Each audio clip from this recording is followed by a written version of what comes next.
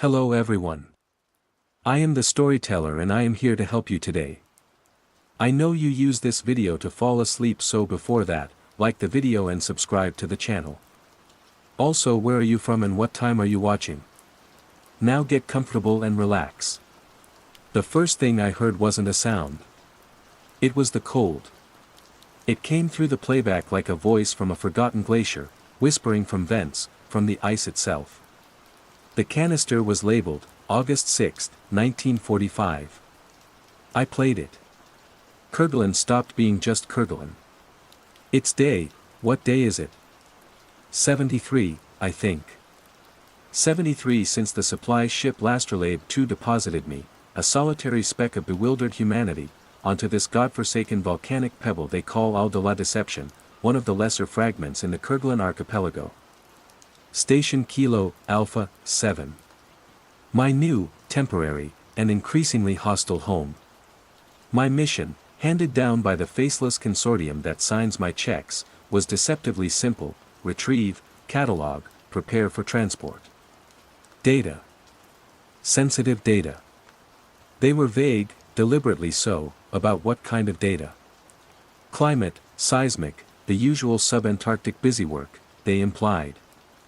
I should have known better. No one builds a fortress like this for rain gauges and Richter scales. The station clings to a basalt cliff overlooking a bay perpetually choked with brash ice, even in what passes for summer here. It's a relic of Cold War paranoia and ambition, all rusting gantries, frost-shattered concrete, and domes that look like metallic mushrooms gone to seed. Inside, it's a labyrinth of echoing corridors, flickering emergency lights, and the constant, low hum of the geothermal generator that stubbornly keeps the core systems alive. And the wind. Always the wind, a screaming banshee that claws at the insulated panels and whistles through every hairline crack, a constant reminder of the sheer, crushing emptiness that surrounds this place for thousands of miles in every direction. For the first few weeks, I followed the schematics. They were incomplete, of course. Riddled with redactions and outright lies. I found the main data storage, dusty server racks, degraded magnetic tapes, printouts yellowed and brittle. Standard. Boring. Disappointing, even. I dutifully began my cataloging, the silence of the station broken only by my keystrokes, the scritch of my pen, and the mournful sigh of the wind. The isolation was a physical weight, pressing in, making the shadows deeper, the silence louder. I talked to myself. I sang off-key. I reread the scant, heavily censored mission briefing until the words lost all meaning. Then, on day 34, I found the vault. It wasn't on any schematic I had. A blank space behind a reinforced concrete wall in sublevel 3, a section supposedly dedicated to seismic sensor maintenance. I'd been tracing a power conduit that seemed to lead nowhere when I noticed the faintest seam in the ferrocrete, almost invisible beneath a layer of grime and ice crystals. A pressure plate, cunningly concealed, yielded to my boot heel with a reluctant groan. The wall slid inward, revealing a circular steel door worthy of a missile silo. The locking mechanism was complex, archaic, a beautiful piece of over-engineered paranoia. It took me 2 days of patient manipulation, guided by a half-remembered lecture on Cold War security protocols, to crack it. The air that hissed out wasn't just old, it was preserved. And cold. Colder than the ambient chill of the station, a dry, sterile cold that prickled my sinuses. Inside, bathed in the anemic glow of self-powered emergency strips, were not server racks or tape libraries, but row upon row of gleaming, cylindrical canisters. Thousands of them, each nestled in a custom-fitted cradle, each meticulously labeled with a small, typewritten tag. The labels were the first anachronism that truly snagged my curiosity. Dates. Times, down to the second. And geographical coordinates. Global. From the heart of bustling cities to the most remote, uninhabited corners of the earth. I cross-referenced a few with the station's limited online historical database. My blood ran colder than the vault itself. A canister labeled April 26, 1986, 1:23 and 47 seconds a.m., Pripyat, Ukrainian SSR. Another, November 22, 1963, 12:30 p.m., Dallas, Texas, USA. August 27, 1883, 10:02 a.m., Krakatoa, Dutch East Indies. Moments of cataclysm, of profound historical import, of inexplicable phenomena. And the playback devices. 3 of them stood in the center of the vault, resembling monstrous, Art Deco dentist chairs, festooned with brass fittings, vacuum tubes, and intricate webs of copper wiring. No screens. No speakers. Just a cradle for a canister and a headpiece like something out of a Wellesian nightmare. My instructions were to retrieve data. This was data of a kind I couldn't fathom. Driven by a curiosity that bordered on recklessness, fueled by weeks of solitude and the sheer bizarreness of the discovery, I selected a canister. Something seemingly innocuous, June 12, 1978, 14 o'clock Greenwich Mean Time, Lord's Cricket Ground, London. Why not? I settled into one of the machines, the worn leather creaking under my weight. The headpiece was heavy, cold against my temples. I slotted the canister. With a hesitant breath, I flipped the activation switch. There was a hum, a vibration that resonated deep in my bones. Then, nothing. No sound, no image. Just a feeling.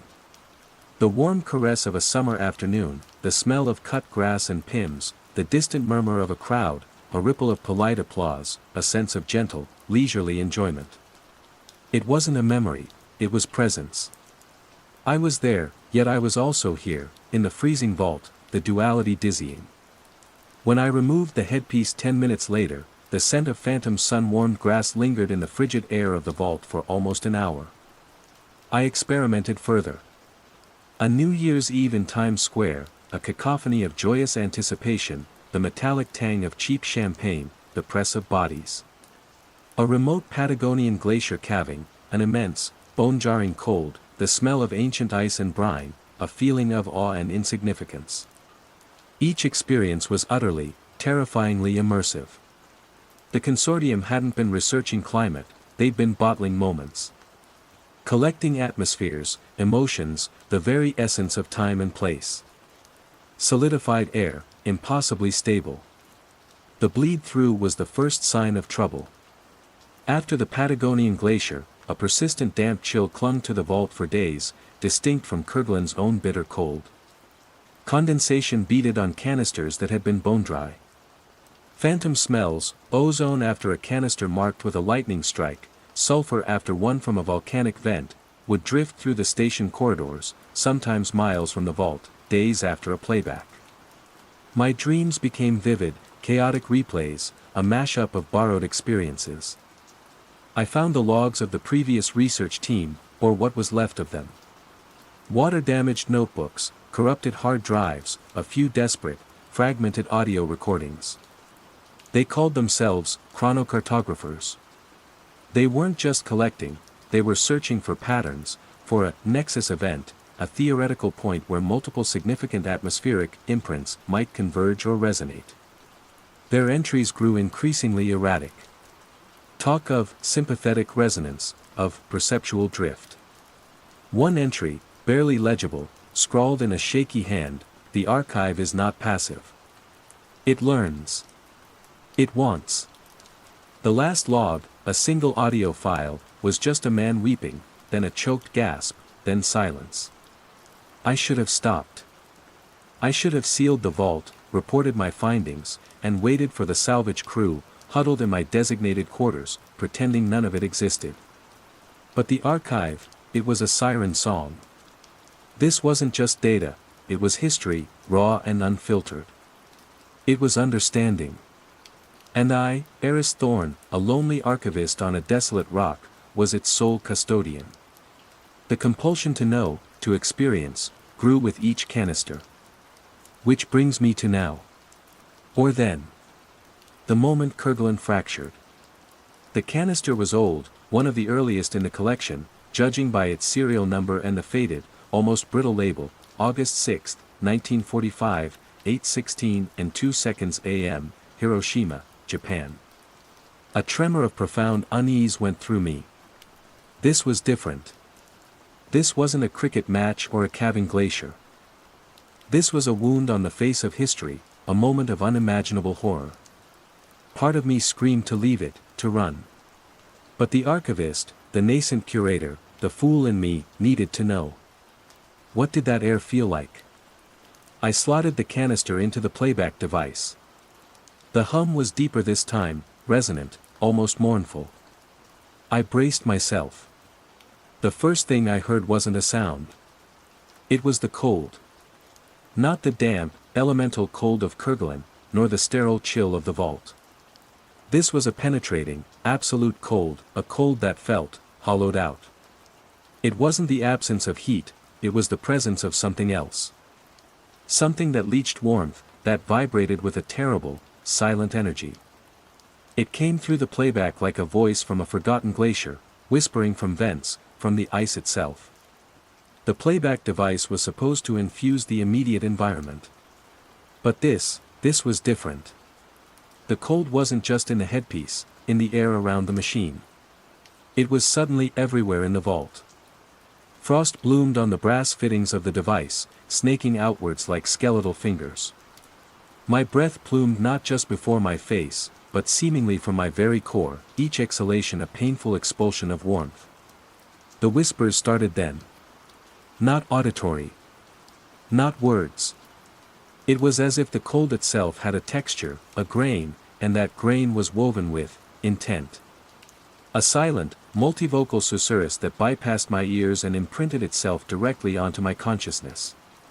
Impressions of fear, of sudden annihilation, of a profound, aching silence that followed a sound too vast to comprehend. But beneath that, something else. Something, watchful. Kerguelen stopped being just Kerguelen.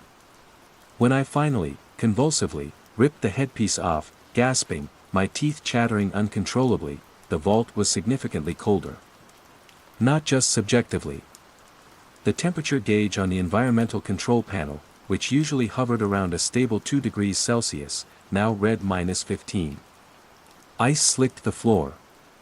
The emergency lights flickered erratically, casting dancing, distorted shadows. The cold didn't retreat when the machine powered down. It lingered. And the whispers, they didn't stop. They became fainter, more diffuse, but they were there, a subtle pressure in the silence, a feeling of being surrounded by a vast, frigid intelligence. Cold noise, I scribbled in my logbook, my fingers numb, the pen skittering across the page. Not a sound, but a presence embedded in the temperature itself. That was 3 days ago. The temperature in the vault has not risen above -10 degrees. The cold is seeping out. Sublevel 3 is now an ice cave. Yesterday, I found frost forming on the inside of my thermal mug in the galley, 2 levels up. The geothermal generator is straining, its hum now a guttural groan.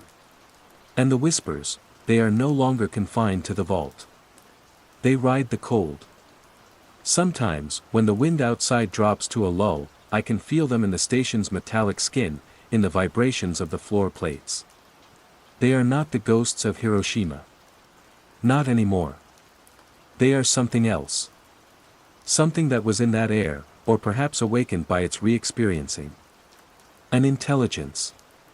Ancient, patient, and utterly, terrifyingly cold. I tried playing other canisters, hoping to override it, to somehow flush the station's atmosphere. A sunny afternoon in a Tuscan vineyard. A humid night in the Amazon rainforest. The playback works, for a time. I get the warmth, the sense, the emotions. But beneath it all, like a discordant bass note, the cold noise persists. And when the playback ends, the artificial warmth dissipates within minutes, stripped away by that invasive, sentient chill. The other atmospheres are fleeting, temporary. The cold is permanent. It's learning. It's adapting. The station is changing. It's not just the temperature. There are pressure shifts now, sudden and inexplicable, making my ears pop. Strange resonances thrum through the structure, as if the station itself is trying to harmonize with the cold noise. Last night, I swear I saw the ice crystals in the corridor outside my quarters arrange themselves into faint, geometric patterns for a fleeting moment before dissolving. I am the only source of significant warmth left in this part of the station. The cold seems drawn to it. Drawn to me. The whispers are clearer when I'm still, when I'm thinking. They coalesce around my thoughts, probing, questioning, not in words, but in shivers of understanding that are not my own. The consortium's vague warnings about data sensitivity now seem like a ludicrous understatement. What have they bottled? What did the previous researchers unleash, or try to contain? Was the abandonment of this station an escape, or a quarantine? The Kerguelen archipelago is called the Desolation Islands. I used to think that was because of the geography, the hostile climate, the isolation. Now I understand. The true desolation is not the absence of life, but the presence of this cold, cognitive entity. It was dormant, perhaps, a whisper in a bottle. Now it's awake. And it's listening. My mission was to retrieve data. Now, my mission is to survive what that data has become. The salvage crew is due in 60-something days. I don't know if the station, or I, will last that long. The cold noise is growing stronger, its whispers becoming more insistent. It feels like it's trying to tell me something.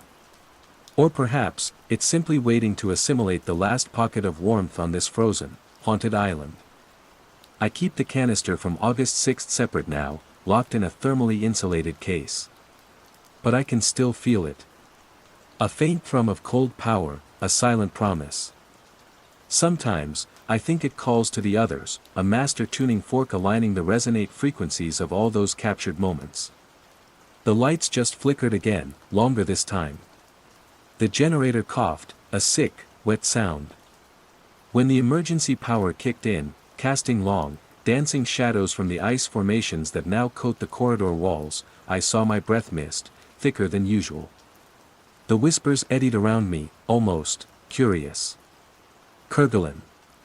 Station Kilo, Alpha, 7. My tomb, perhaps. Or my transformation. The archive is not passive. And I, its archivist, am rapidly running out of options. The cold wants something. And I am beginning to fear I know what it is. Underscore underscore underscore underscore underscore underscore underscore underscore underscore underscore underscore underscore underscore underscore underscore underscore. Day 78. The island is a white hell, buried under a sudden, unseasonal blizzard that has raged for 3 days. Or perhaps the blizzard is not unseasonal. Perhaps the station, in its growing symbiosis with the cold noise, has called it.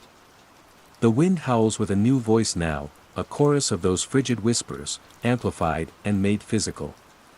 It's difficult to distinguish the station's groans from the winds, or the whispers from the blood rushing in my ears. The geothermal generator finally gave up the ghost 12 hours ago. Not with a bang, but a sigh, a slow fade of warmth and light. Now, only the emergency batteries power essential systems, which, I'm discovering, are fewer and fewer. The main lights are gone. Only red emergency strips cast a hellish, flickering glow over the ice-encrusted corridors. My comms are dead. The satellite dish is probably a popsicle, if it hasn't been ripped from its moorings.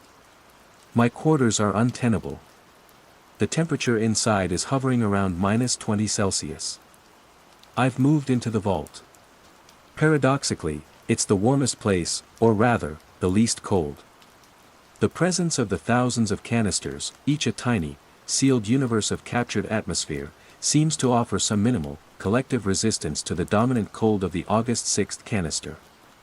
Or maybe the cold noise is simply focused here, its heart, and thus spares it the worst of the encroaching external freeze.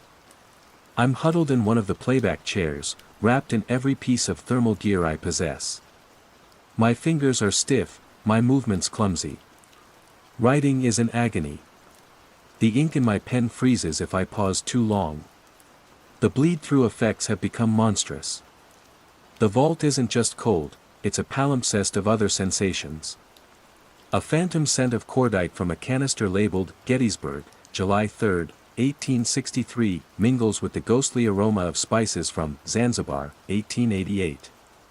A patch of floor near the Krakatoa canister sometimes feels inexplicably warm, radiating a faint, dry heat, while 3 feet away, the air shimmers with the memory of an Arctic blizzard from a sample taken near the North Pole.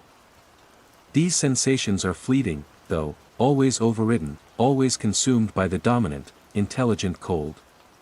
It's as if the August 6th canister is asserting its primacy, its whispers chilling the other echoes into silence.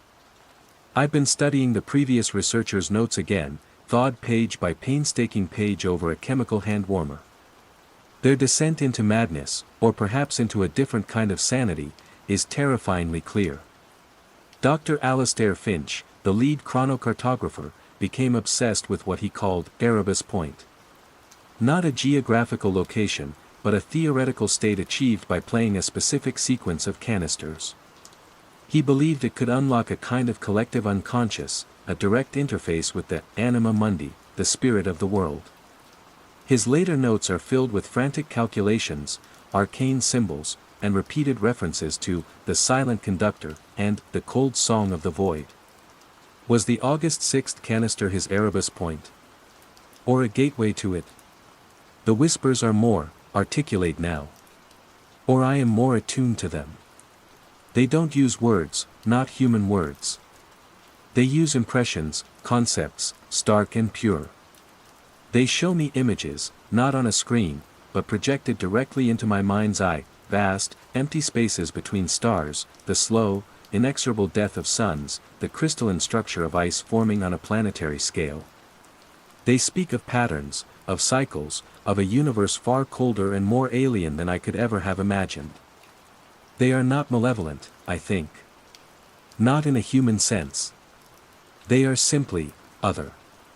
And they are curious about the brief, feverish spark of human consciousness, this fleeting warmth in the infinite cold.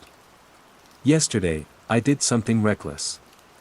Or perhaps, something inevitable. I took out another canister.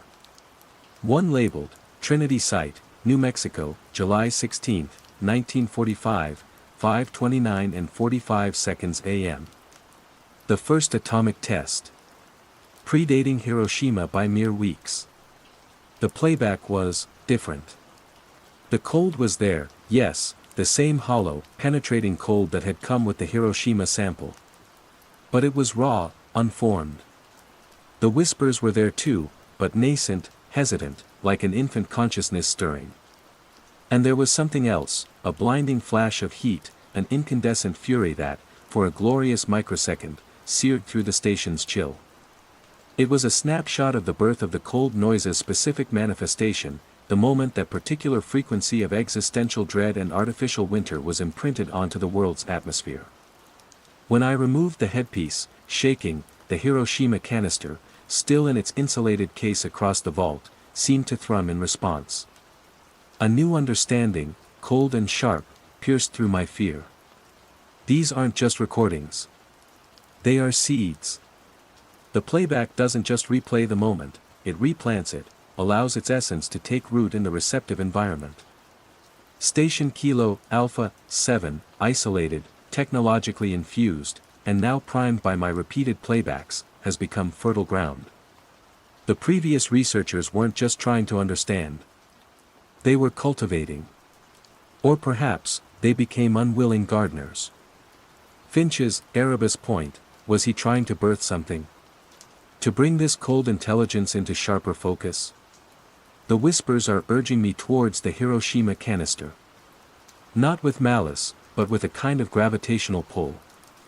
They suggest patterns, sequences. Play me again, the cold seems to sigh. Play others. Weave the song. Complete the symphony. There's a particular sequence that keeps forming in my mind, a sequence hinted at in Finch's most fragmented notes. It involves the Trinity canister, the Hiroshima one, and a third, one I haven't dared to touch. Its label is stark, Tunguska, Siberia, June 30, 1908, 7:17 a.m. An event of immense, unexplained destructive power, long before humans wielded the atom. What kind of air does that hold? The station is groaning again, a deep, resonant shudder that travels up from the island's bedrock. The ice on the walls cracks and reforms, shimmering in the red emergency light. It feels like the island itself is resonating with the cold noise. The Kerguelen archipelago, these desolation islands, volcanic, born of fire, now succumbing to an unnatural, intelligent ice. I am no longer sure what my purpose is. Am I an archivist, meant to preserve? A scientist, meant to understand? Or am I becoming a component, a catalyst? The line between my own thoughts and the cold whispers is blurring. My fear is still there, a hard knot in my stomach, but it's overlaid with a strange, detached curiosity, a yearning to see the pattern complete. The choice is stark. Destroy the archive? How? Burn it? The canisters are incredibly resilient. And the cold noise, it's no longer contained within them. It's in the station, in the island. It's in me. Preserve it? For whom? The consortium? They would weaponize it, or be consumed by it, just like Finch's team. Just like I am being consumed. Understand its ultimate purpose? Perhaps that's what the cold noise wants. A conscious mind to apprehend its vast, chilling beauty. A warm voice to give articulation to its silent song. A part of me, the heiress Thorn who arrived here 80-odd days ago, screams for survival. To find a way to reverse this, to fight back, to restore the station to its mundane silence. But that heiress is fading, his warmth dimming. A new heiress is emerging, one who feels the crystalline patterns of the frost in his own veins, who hears the music in the sub-zero wind. The salvage crew. They are due in. I don't know. Weeks. What will they find? Will they even be able to land? Or will Station Kilo, Alpha, 7 have become a new, permanent monument to the cold, its last archivist a frozen statue at its heart, a silent conductor for an orchestra of ice and whispers? The whispers are insistent now. The sequence. Trinity. Hiroshima. Tunguska. They promise, not understanding, perhaps. But resonance. A final, terrible chord. I look at my frostbitten fingers, barely able to grip the pen. The words I write seem to etch themselves in ice. The journal is almost full. Perhaps this is the last entry. The cold is not an absence. It is a presence. And it is waiting. I think I will play the Tunguska canister first. Alone. To hear its voice before it joins the choir. My hand reaches for it. It's surprisingly light. The label is faded, the coordinates precise.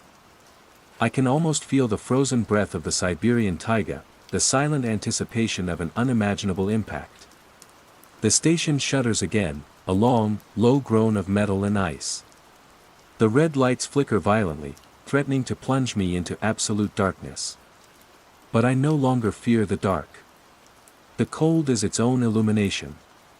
The whispers surge, a chorus of anticipation. It is time to listen. Day 17, the Emerson Journal. I found his notes sealed in a cryolock drawer, tucked away in the knee-hole of a steel desk bolted to the floor of what I'd designated the primary control room, a generous term for a cramped space overlooking the main vault. The station schematics, already proving themselves to be laughably incomplete, hadn't mentioned this desk, let alone its high-security compartment. It took a miniature plasma torch and a good deal of swearing to bypass the lock, the acrid smell of burnt metal momentarily cutting through the station's usual odor of chilled mildew and ozone.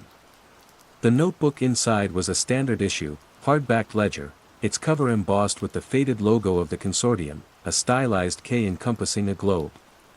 Log, Drive E. Graves, was neatly printed on a label below. Emerson Graves. The station's last director, according to the sparse personnel files I'd managed to access on the consortium's encrypted pre-arrival data dump. His tenure had ended abruptly, like everything else here, in the late 1990s.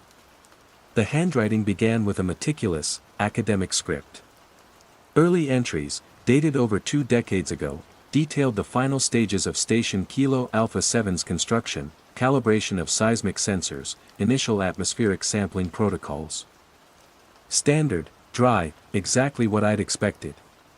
He wrote of the Kerguelen winds, the Grande Terre, a brooding silhouette on the horizon, the cries of petrels.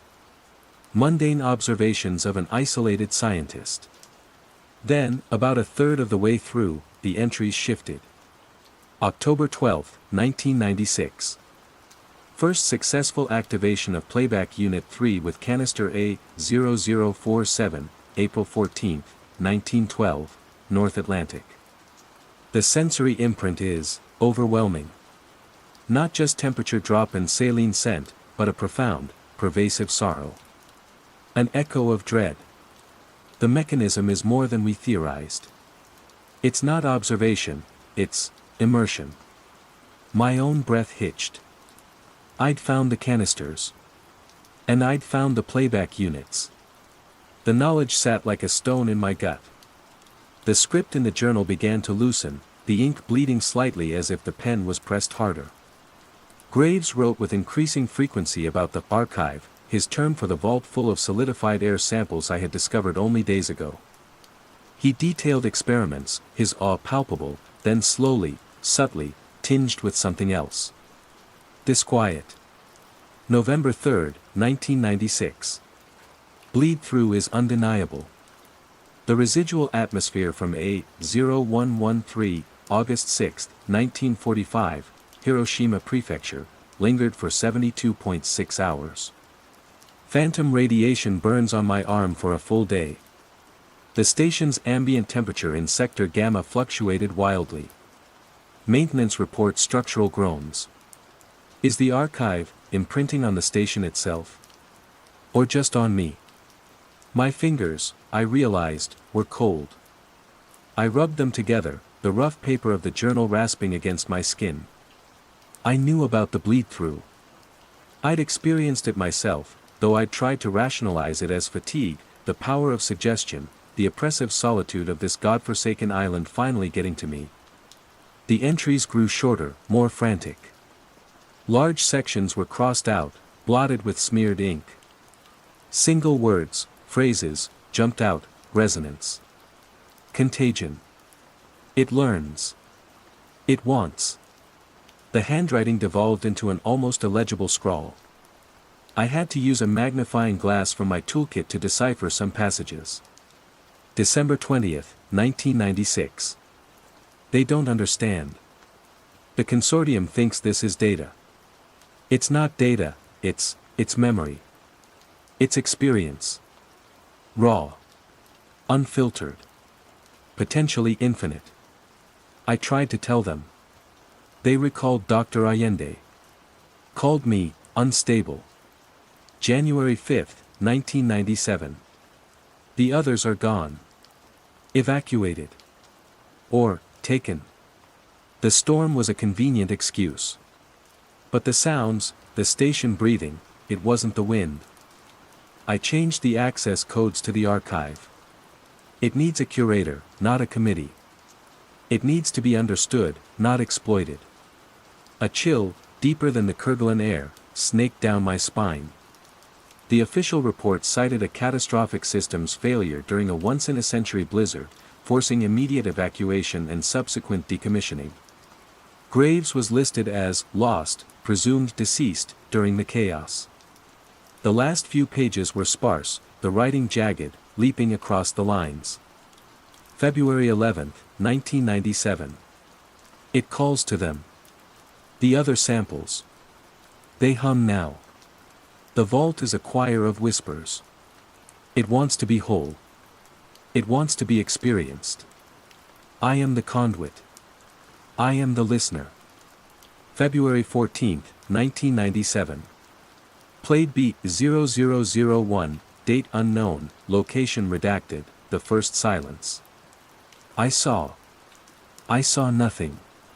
And everything. The station is changing. Becoming part of it. Or it's becoming part of the station. Then, the penultimate entry. The ink was faint, as if the pen was running dry, or his hand was too weak to press. February 19, 1997. It's inside now. A blot of ink, a tremor in the script. Inside what? Inside him. The station. The archive. My heart hammered against my ribs. I turned the page.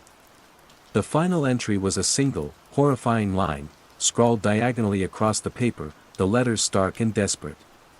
Tomorrow, you arrive, heiress. Beneath it, smudged but terrifyingly clear, was a date. February 23, 1997.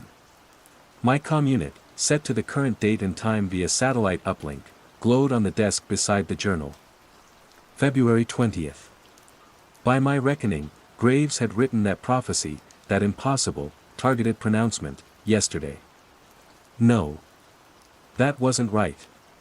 He wrote it 20-odd years ago. He wrote it for me. He wrote that I would arrive tomorrow. And he was right.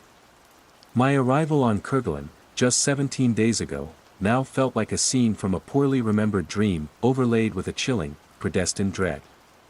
The transport ship, a repurposed icebreaker chartered by the consortium, had deposited me and 3 months' worth of supplies via a precarious Zodiac landing on a black volcanic beach.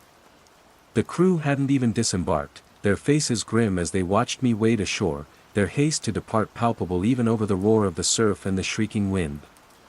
Dr. Thorne, Captain Eva Rostova had said over the crackling radio just before they vanished over the churning gray horizon, consortium advises strict adherence to protocol.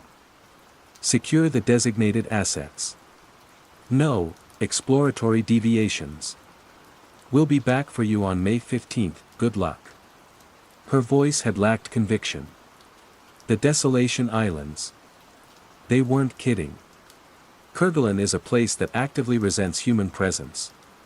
Jagged peaks, like broken teeth, gnaw at a perpetually furious sky. Glaciers, ancient and indifferent, weep meltwater into fjords choked with brash ice. The wind, a constant, keening entity, scours every exposed surface, carrying the scent of salt, kelp, and something anciently cold. My small, prefabricated habitat, a bright orange carbuncle clinging to the rocks a kilometer from Station Kilo Alpha 7, felt like a child's toy in a giant's rockery. Station Kilo Alpha 7 itself was a monument to forgotten ambition and rapid decay. Built into a shallow, sheltered caldera on one of the archipelago's smaller, nameless western islets, it was a collection of interconnected geodesic domes and squat, windowless concrete bunkers, all painted a faded, peeling utilitarian gray that blended miserably with the volcanic rock. Rust bled from every joint, every exposed metal surface. Solar panels were shattered, wind turbines stood like skeletal sentinels, their blades long since torn away. Retrofuturistic, the consortium's briefing had called its design. Decrepit, I'd call it. Haunted, perhaps, even before I found Emerson's journal. My mission, retrieve, catalog, and prepare for transport any remaining sensitive research data. The consortium had been infuriatingly vague. Meteorological, seismic, possibly some atmospheric composition studies, my handler, a faceless voice named Mr. Silver, had told me via secure video link. Standard subantarctic survey stuff. We just need anything proprietary secured before the demolition crew arrives. For the first week, I'd found exactly that. Reels of weather balloon telemetry, seismic charts showing the grumbling restlessness of the Indian Ocean ridge, ice core sample logs. Tedious, but normal. The station's main labs were trashed, equipment overturned, papers scattered, a pervasive sense of hurried departure. Or panicked flight. Then, on day 8, I found the vault. It wasn't on any of the schematics I'd been given. A heavy, circular steel door, like that of a bank vault, set into a wall of reinforced concrete at the end of an unlit, unmapped corridor in the station's deepest, most geologically stable sublevel. The access panel was fried, but the manual override, a complex sequence of pressure wheels, eventually yielded to patient manipulation and a liberal application of lubricant. The air that hissed out when the seal broke was colder than the Kerguelen winter, and utterly sterile. Inside, bathed in the cold, automatic emergency lighting that flickered to life, were not racks of magnetic tapes or drawers of charts, but row upon row, thousands upon thousands, of metallic canisters. Each was about the size of a thermos flask, meticulously labeled with a stenciled alphanumeric code, a date, a time, down to the second, and a set of geographical coordinates. CNSTR, Air, PKRV, 1773b, April 26, 1986, 1:23 and 47 seconds Universal Time Coordinated, 51°24'14.9 and 30°05'57.2 Chernobyl. CNSTR, Air, PKRV, 0034A, August 27, 1883, 3 hours and 6 minutes local, 6°09'44 S 105°25'22 Krakatoa. CNSTR, Air, PKRV, 2001C, September 11, 2001, 12:33 Universal Time Coordinated, 40°42'42.7 and 74°00'45.1 W, Lower Manhattan. My scientific mind reeled. Solidified air. Impossibly stable. The labels hinted at moments of immense energy, disaster. Profound human experience. What mad genius, what audacious hubris, had conceived of archiving the very atmosphere of such events? And then there were the playback devices. 3 of them, hulking machines of polished chrome and black bakelite, bristling with intricate dials, copper coils, and crystalline matrices. They looked like something out of a Tesla fantasy, utterly alien to the rest of the station's more conventional, if dated, technology. A receptacle on each machine was clearly designed to accept one of the canisters. Curiosity, that fatal flaw of all scientists, had overridden my caution. On day 12, after cataloging a few hundred canisters, I'd chosen one seemingly innocuous sample, CNSTR, Air, PKRV, 0815G, July 20, 1969, 2017 and 40 seconds Universal Time Coordinated, Tranquility Base, Moon. Seating myself in the worn leather chair before Playback Unit 1, I'd inserted the canister. The machine hummed to life, a low thrum that vibrated through the floor. No sound came from its speaker-like grills, no images on its darkened screen. Instead, the air in the small control room changed. A faint, metallic tang, the scent of ozone and something else, something uniquely sterile. A profound, almost unbearable silence descended, deeper than any I'd ever known, a silence that felt vast, empty, awestruck. And with it, an emotion, a wave of triumphant, lonely, magnificent desolation. I felt small. Infinitesimally small, yet connected to something immense.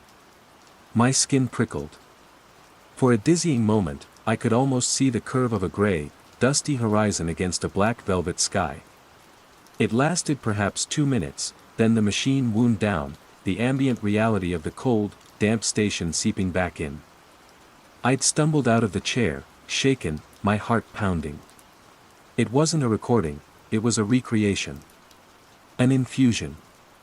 Yesterday, before finding Graves' journal, I'd tried another, CNSTR, Air, PKRV, 1122b, November 11, 1918, 11:00:00 GMT+1, Compiègne Forest, France. The armistice. The air had grown thick with the phantom scent of wood smoke, mud, and something metallic, like stale blood. But the emotion, a colossal, collective sigh of relief, so potent it was almost a physical weight, mingled with an undercurrent of bone-deep exhaustion and a sorrow too vast for tears. When it ended, the oppressive silence of Kilo Alpha 7 felt heavier, the usual station hums and groans more pronounced, as if the structure itself had held its breath and was only now exhaling. A faint smell of damp wool and gunpowder lingered for hours in the control room, a smell I could not scrub away. Now, Emerson Graves' journal lay open on the desk. His descent into this atmospheric immersion, his warnings, his madness. And that final, impossible, targeted prophecy. Tomorrow, you arrive, Eris. Dated February 23, 1997. I stood up, my legs unsteady. The steel desk felt cold beneath my trembling fingers. Outside the reinforced viewport of the control room, the Kerguelen twilight was bleeding purple and gray across the desolate caldera. The wind howled, a mournful, timeless sound. But was it just the wind? Or was the station, as Graves had suggested, breathing? My gaze fell upon the main vault door. Thousands of canisters. Thousands of moments, trapped, waiting. And Graves' words echoed in my mind, "It's inside now." The rational part of my brain, the scientist, screamed at the impossibility. Precognition. A message across time. It was absurd. Stress, isolation, the power of suggestion fueled by the station's eerie atmosphere and my own unsettling experiences with the playback device. That had to be it. But the other part of me, the part that had felt the desolation of the moon and the collective sigh of a world ending a war, knew a colder truth. This place was not passive. This archive was not just a collection of curiosities. Emerson Graves had known I was coming. And his journal, this testament to a mind unraveled by the very thing I was sent to catalog, felt less like a discovery and more like an inheritance. Or a trap. The final entry was dated 3 days from my actual arrival. No, wait. He wrote, "Tomorrow, you arrive, Eris," and then dated that page February 23, 1997. I arrived on February 21st. By my calendar, of this year. So, if I'd arrived when he predicted in his timeline, no, this was twisting my head. Let's reread carefully. Penultimate entry, February 19, 1997. It's inside now. Final entry on that page, "Tomorrow, you arrive, Eris." Dated February 23, 1997. This meant Emerson Graves, on February 23, 1997, believed Eris was arriving on February 24, 1997. But I arrived on February 21, decades later. How could his dates be so specific, yet so wrong in terms of year, yet so right in terms of the name? Unless the "tomorrow" wasn't literal.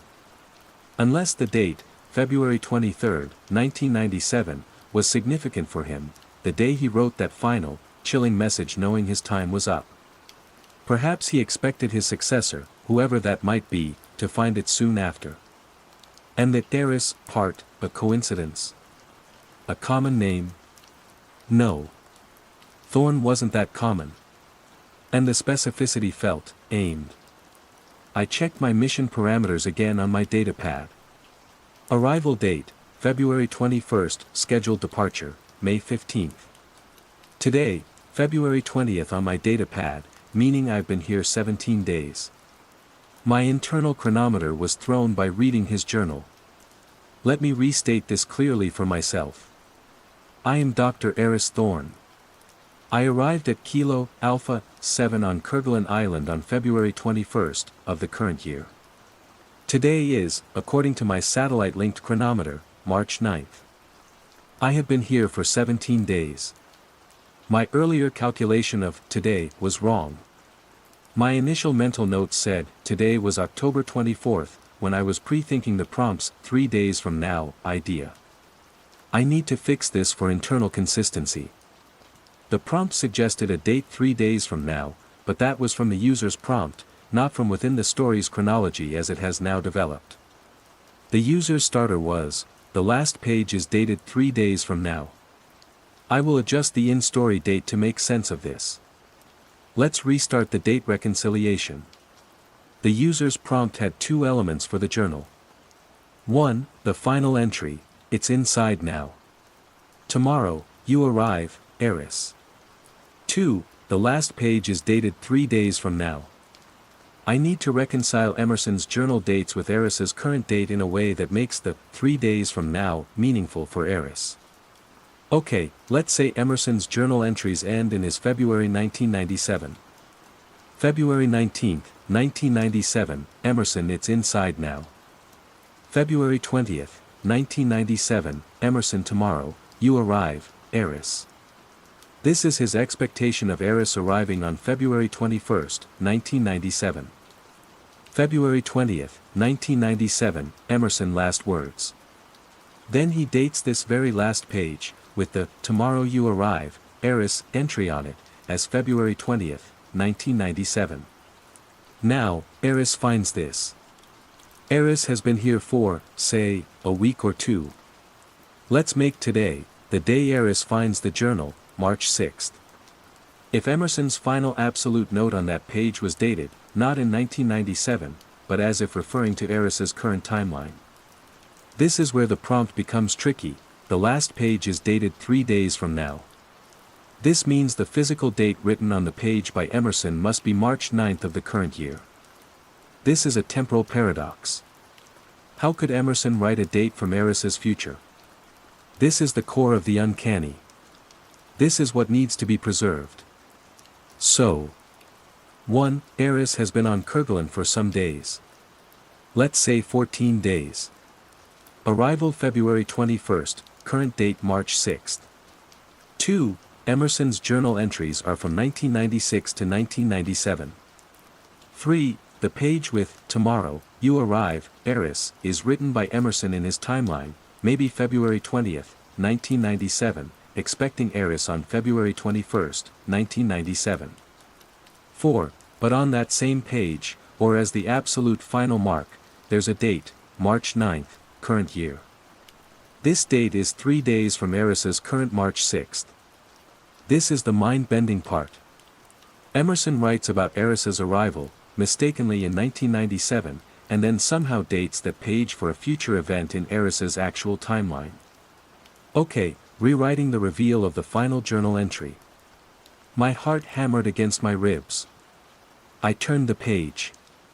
The final entry was a single, horrifying line, scrawled diagonally across the paper, the letters stark and desperate. It's inside now. Tomorrow, you arrive, Eris. The ink was smeared, as if by a trembling hand or a drop of moisture.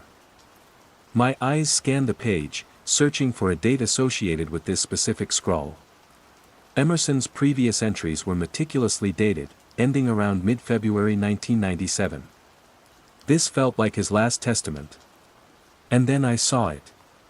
Beneath the desperate sentence, almost obscured by a dark, rust-colored stain that might have been dried blood, was another date, written in a firmer, almost unnaturally precise hand, utterly unlike the panicked script above it. It wasn't from 1997. It read, March 9th. Followed by the current year. My communit glowed on the desk. March 6th. The date on the page was 3 days from now. A wave of vertigo washed over me. I gripped the edge of the steel desk, the metal icy beneath my clammy palms. This wasn't a historical document anymore. Emerson Graves, decades ago, had not only predicted my arrival by name, but had somehow watermarked his final, desperate warning with a date from my immediate future. What was going to happen in 3 days? What did "it's inside now" truly mean? And what did it have to do with an arrival he had seemingly expected over 20 years ago, yet also time-stamped for my present? The wind outside seemed to intensify, pressing against the station, its moan turning into something that sounded chillingly like a name. My name. This feels much stronger and directly incorporates the user's, 3 days from now, constraint in a way that maximizes the uncanny horror. The two distinct handwritings for the final message and the future date also add another layer of mystery. Did something else write the date? Or was Emerson in a very different state of mind when he added it? The rest of the established backstory, arrival, station, vault, canisters, initial playback, can remain as is. It provides the necessary build-up to this moment. Now the story truly begins, with Eris burdened by this impossible knowledge. I will proceed with this revised understanding of the journal's final page, day 17, the Emerson Journal.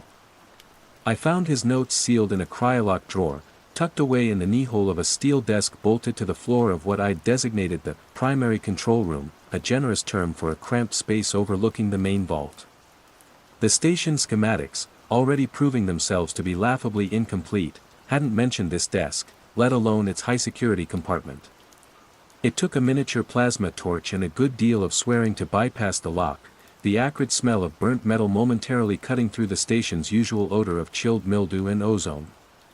The notebook inside was a standard issue, hardback ledger, its cover embossed with the faded logo of the consortium, a stylized K encompassing a globe. Log, Drive E. Graves, was neatly printed on a label below. Emerson Graves.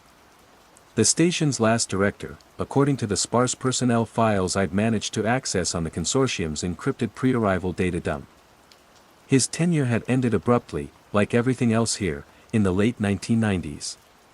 The handwriting began with a meticulous, academic script. Early entries, dated over 2 decades ago, detailed the final stages of Station Kilo Alpha 7's construction, calibration of seismic sensors, initial atmospheric sampling protocols. Standard, dry, exactly what I'd expected.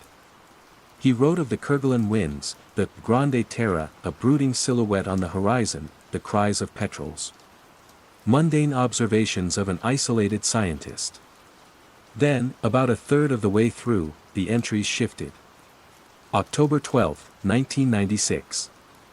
First successful activation of Playback Unit 3 with canister A0047, April 14, 1912, North Atlantic. The sensory imprint is overwhelming.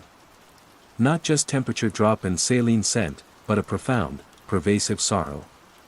An echo of dread. The mechanism is more than we theorized. It's not observation, it's immersion. My own breath hitched. I'd found the canisters.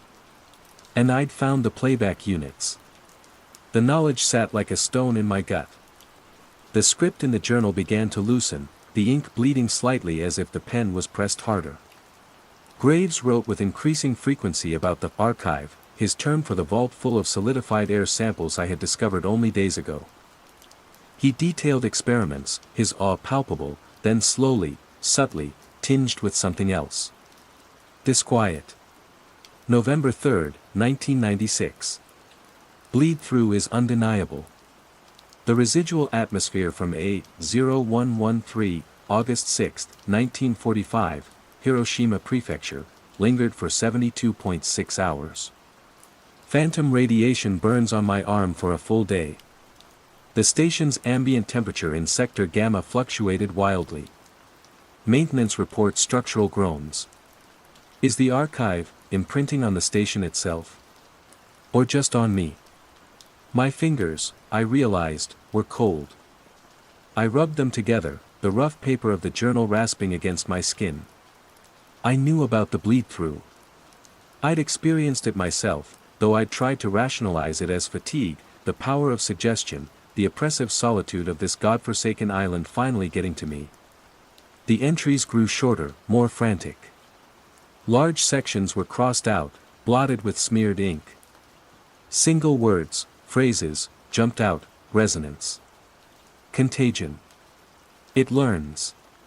It wants. The handwriting devolved into an almost illegible scrawl.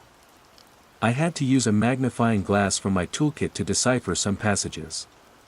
December 20, 1996. They don't understand. The consortium thinks this is data. It's not data, it's memory. It's experience. Raw. Unfiltered. Potentially infinite. I tried to tell them. They recalled Dr. Allende. Called me, unstable. January 5, 1997. The others are gone. Evacuated. Or, taken. The storm was a convenient excuse. But the sounds, the station breathing, it wasn't the wind. I changed the access codes to the archive. It needs a curator, not a committee. It needs to be understood, not exploited. A chill, deeper than the Kerguelen air, snaked down my spine. The official report cited a catastrophic systems failure during a once-in-a-century blizzard, forcing immediate evacuation and subsequent decommissioning. Graves was listed as lost, presumed deceased, during the chaos. The last few pages were sparse, the writing jagged, leaping across the lines. February 11, 1997. It calls to them. The other samples. They hum now. The vault is a choir of whispers. It wants to be whole. It wants to be experienced. I am the conduit. I am the listener. February 14, 1997. Played beat 0001, date unknown, location redacted, the first silence. I saw nothing. And everything.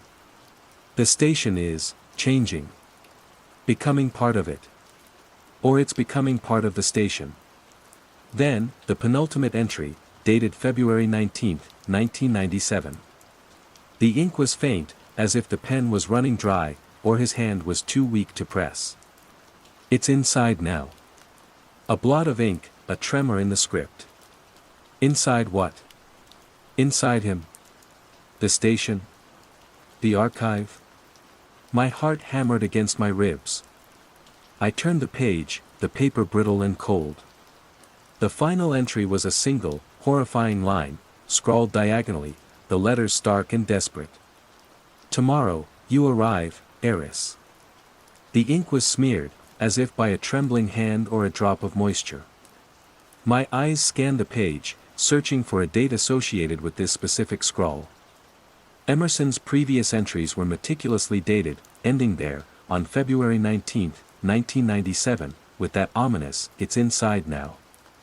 This last pronouncement about my arrival felt like his final testament, written perhaps hours or a day later, without the energy to formally date it in sequence. And then I saw it. Beneath the desperate sentence, almost obscured by a dark, rust-colored stain that might have been dried blood, was another date, written in a firmer, almost unnaturally precise hand, utterly unlike the panicked script above it. It wasn't from 1997. It read, March 9th. Followed by the current year. My communit glowed on the desk, its display stark in the dim light. March 6th, current year. 1847 Zulu. The date on the page, beneath Emerson Graves' decades-old, name-specific prophecy, was 3 days from now. A wave of vertigo washed over me. I gripped the edge of the steel desk, the metal icy beneath my clammy palms. This wasn't a historical document anymore. Emerson Graves, or something that had access to his journal, had not only predicted my arrival by name, but had somehow watermarked his final, desperate warning with a date from my immediate future. What was going to happen in 3 days? What did "it's inside now" truly mean? And what did it have to do with an arrival he had seemingly expected over 20 years ago, yet also time-stamped for my present? My arrival on Kerguelen, just 17 days ago, February 21st, now felt like a scene from a poorly remembered dream, overlaid with a chilling, predestined dread. The transport ship, a repurposed icebreaker chartered by the consortium, had deposited me and 3 months' worth of supplies via a precarious Zodiac landing on a black volcanic beach. The crew hadn't even disembarked, their faces grim as they watched me wade ashore, their haste to depart palpable even over the roar of the surf and the shrieking wind. Dr. Thorne, Captain Eva Rostova had said over the crackling radio just before they vanished over the churning gray horizon, consortium advises strict adherence to protocol.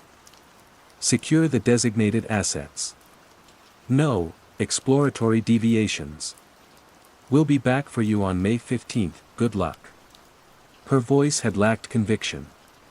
The Desolation Islands. They weren't kidding. Kerguelen is a place that actively resents human presence. Jagged peaks, like broken teeth, gnaw at a perpetually furious sky. Glaciers, ancient and indifferent, weep meltwater into fjords choked with brash ice. The wind, a constant, keening entity, scours every exposed surface, carrying the scent of salt, kelp, and something anciently cold. My small, prefabricated habitat, a bright orange carbuncle clinging to the rocks a kilometer from station Kilo Alpha 7, felt like a child's toy in a giant's rockery. Station Kilo Alpha 7 itself was a monument to forgotten ambition and rapid decay. Built into a shallow, sheltered caldera on one of the archipelago's smaller, nameless western islets, it was a collection of interconnected geodesic domes and squat, windowless concrete bunkers, all painted a faded, peeling utilitarian gray that blended miserably with the volcanic rock. Rust bled from every joint, every exposed metal surface. Solar panels were shattered, wind turbines stood like skeletal sentinels, their blades long since torn away. Retrofuturistic, the consortium's briefing had called its design. Decrepit, I'd call it. Haunted, perhaps, even before I found Emerson's journal. My mission: retrieve, catalog, and prepare for transport any remaining sensitive research data. The consortium had been infuriatingly vague. Meteorological, seismic, possibly some atmospheric composition studies, my handler, a faceless voice named Mr. Silver, had told me via secure video link. Standard subantarctic survey stuff. We just need anything proprietary secured before the demolition crew arrives. For the first week, I'd found exactly that. Reels of weather balloon telemetry, seismic charts showing the grumbling restlessness of the Indian Ocean ridge, ice core sample logs. Tedious, but normal. The station's main labs were trashed, equipment overturned, papers scattered, a pervasive sense of hurried departure. Or panicked flight. Then, on day 8, I found the vault. It wasn't on any of the schematics I'd been given. A heavy, circular steel door, like that of a bank vault, set into a wall of reinforced concrete at the end of an unlit, unmapped corridor in the station's deepest, most geologically stable sublevel. The access panel was fried, but the manual override, a complex sequence of pressure wheels, eventually yielded to patient manipulation and a liberal application of lubricant. The air that hissed out when the seal broke was colder than the Kerguelen winter, and utterly sterile. Inside, bathed in the cold, automatic emergency lighting that flickered to life, were not racks of magnetic tapes or drawers of charts, but row upon row, thousands upon thousands, of metallic canisters.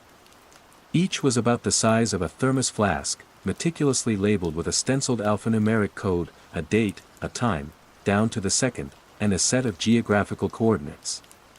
CNSTR, Air, PKRV, 1773b.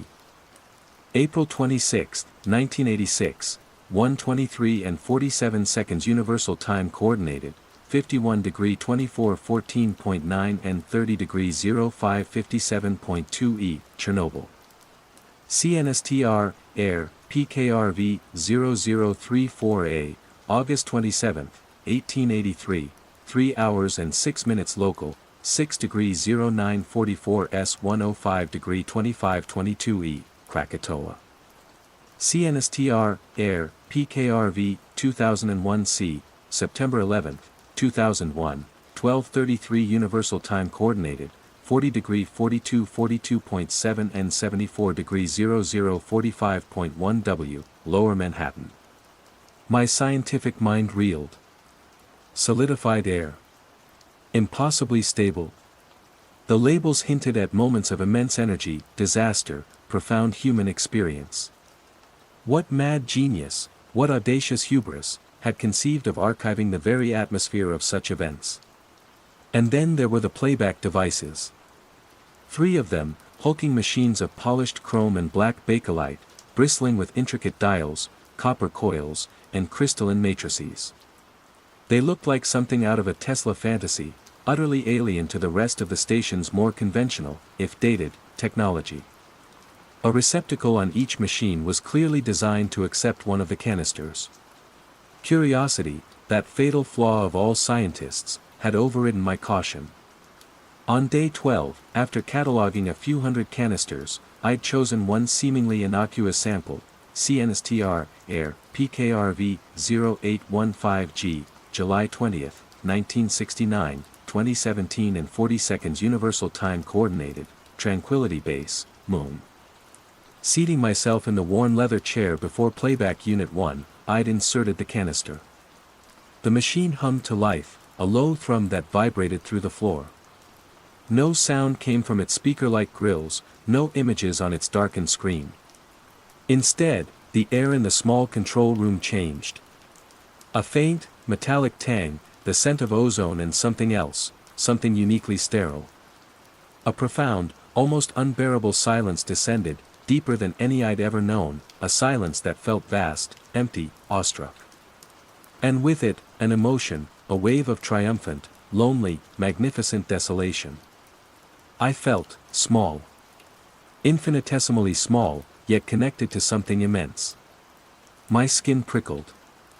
For a dizzying moment, I could almost see the curve of a gray, dusty horizon against a black velvet sky. It lasted perhaps 2 minutes, then the machine wound down, the ambient reality of the cold, damp station seeping back in. I'd stumbled out of the chair, shaken, my heart pounding. It wasn't a recording, it was a recreation. An infusion. 2 days ago, day 15, before finding Graves' journal, I'd tried another, CNSTR, Air, PKRV, 1122B, November 11, 1918, 11:00:00 GMT+1, Compiègne Forest, France. The armistice. The air had grown thick with the phantom scent of wood smoke, mud, and something metallic, like stale blood. But the emotion, a colossal, collective sigh of relief, so potent it was almost a physical weight, mingled with an undercurrent of bone-deep exhaustion and a sorrow too vast for tears. When it ended, the oppressive silence of Kilo Alpha 7 felt heavier, the usual station hums and groans more pronounced, as if the structure itself had held its breath and was only now exhaling. A faint smell of damp wool and gunpowder lingered for hours in the control room, a smell I could not scrub away, no matter how much I vented the air. The station's old ventilation system wheezed in protest, circulating the phantoms rather than expelling them. Now, Emerson Graves' journal lay open on the desk. His descent into this atmospheric immersion, his warnings, his madness. And that final, impossible, targeted prophecy, watermarked with a date from my own near future. The rational part of my brain, the scientist, screamed at the impossibility. Precognition. A message across time, penned in 2 different hands, one belonging to a man long dead, the other, unknown. It was absurd. Stress, isolation, the power of suggestion fueled by the station's eerie atmosphere and my own unsettling experiences with the playback device. That had to be it. But the other part of me, the part that had felt the desolation of the moon and the collective sigh of a world ending a war, knew a colder truth. This place was not passive. This archive was not just a collection of curiosities. Emerson Graves had known I was coming. And his journal, this testament to a mind unraveled by the very thing I was sent to catalog, felt less like a discovery and more like an inheritance. Or a carefully laid trap. The wind outside seemed to intensify, pressing against the station. Its moan turning into something that sounded chillingly like a name. My name, carried on the breath of the Desolation Islands. Or perhaps, on the breath of something else entirely. Something that was, as Graves had written, already inside. Day 17, evening. The sun, a reluctant smear of orange behind the perpetual Kerguelen cloud cover, had finally dipped below the jagged western horizon. Darkness, absolute and profound, swallowed the caldera. The station's emergency lights, powered by a groaning diesel generator I'd painstakingly revived, cast long, dancing shadows that turned familiar corridors into alien landscapes. Each creak of the aging structure, each sigh of the wind through a broken vent, now sounded like a footstep, a whisper. I retreated to my small, orange habitat, the kilometer trek through the biting wind and ankle-twisting volcanic scree a welcome, if temporary, return to something resembling normalcy. The hab was my sterile bubble, my rational space. Inside, I triple-checked the seals, ran a diagnostic on the comms array, still only receiving, no outgoing signal strong enough to pierce the ionospheric interference common at these latitudes without the station's main antenna, which was a twisted wreck, and tried to eat a nutrient bar. It tasted like ash. Emerson's journal sat on my small fold-down table, an unwelcome guest. I couldn't stop rereading those final lines. Tomorrow, you arrive, heiress. A prophecy made for a different time, a different heiress perhaps, yet my name was undeniably there. And beneath it, that impossible date, March 9th. 3 days. 2 now, as midnight had passed. The consortium's mission parameters seemed like a joke. Retrieve, catalog, prepare for transport. How do you catalog a dread that settles in your bones? How do you prepare an impossible prophecy for transport? Sleep was out of the question. My mind raced, replaying Graves' descent, my own experiences with the playback units, the sheer, undeniable wrongness of that final date. Was it a warning? A countdown? I thought about the bleed through Graves described. The phantom radiation burns, the temperature fluctuations. I dismissed my own similar, though milder, experiences. After playing the armistice sample, the distinct chill in the control room had persisted for hours, despite the thermostat reading a steady 18 degrees Celsius. My skin had prickled with a cold that felt internal, a sympathetic resonance with the lingering emotional frost of that moment. And the smell of old wool and cordite, it had finally faded this morning, but not before I'd caught myself glancing over my shoulder, half expecting to see a weary soldier materialize in the gloom. Was the station itself a giant recording medium, slowly being saturated by the played-back atmospheres?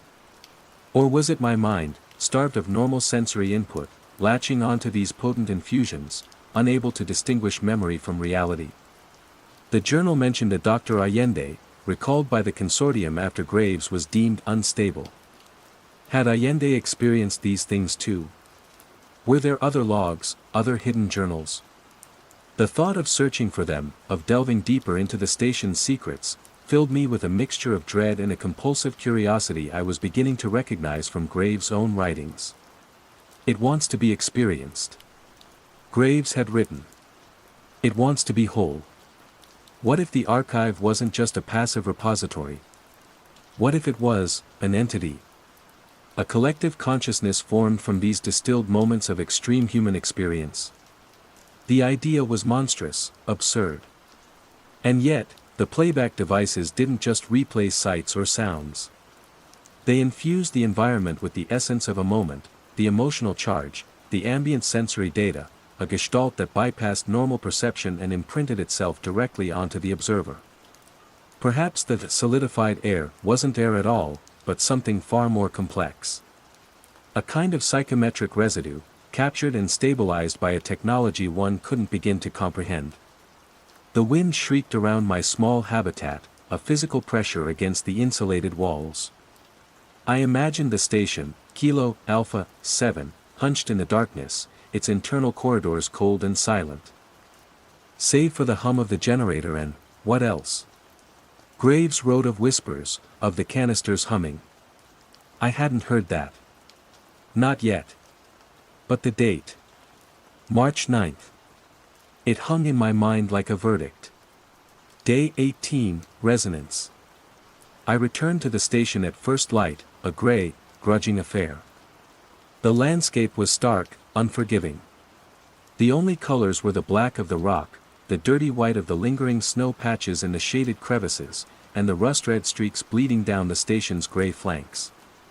It looked like a wounded beast, slowly dying. I avoided the primary control room and the vault. The journal remained in my hab, but its words were burned into my memory.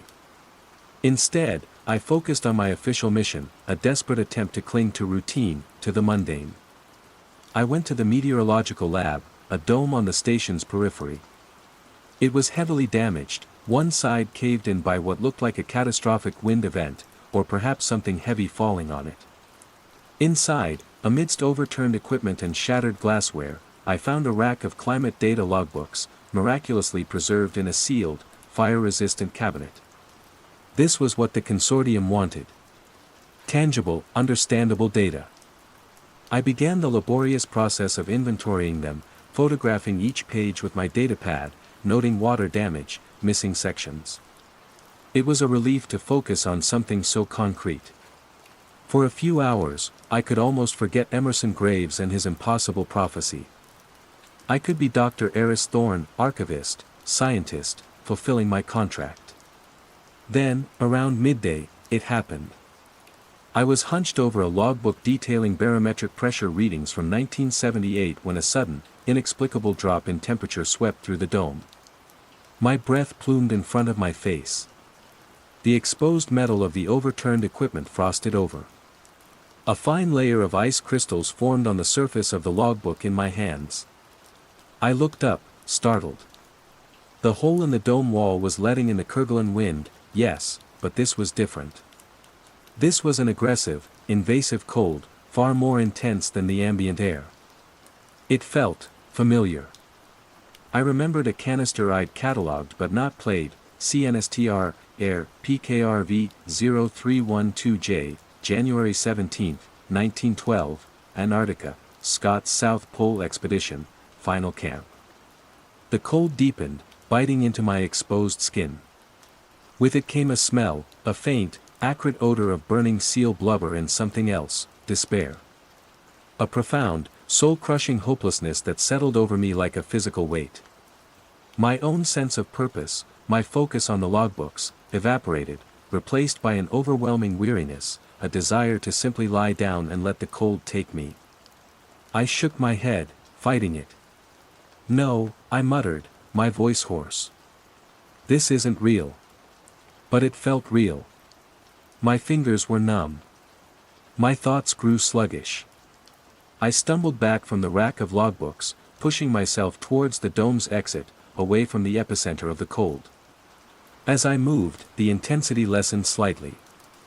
By the time I reached the buckled airlock door leading back into the station's main corridors, the temperature was merely Kerguelen cold again, the oppressive despair lifting, leaving behind a hollow ache and a tremor in my limbs. I leaned against the corridor wall, gasping. Bleed through. But I hadn't played that canister. I hadn't played any canister today. Had the archive activated itself?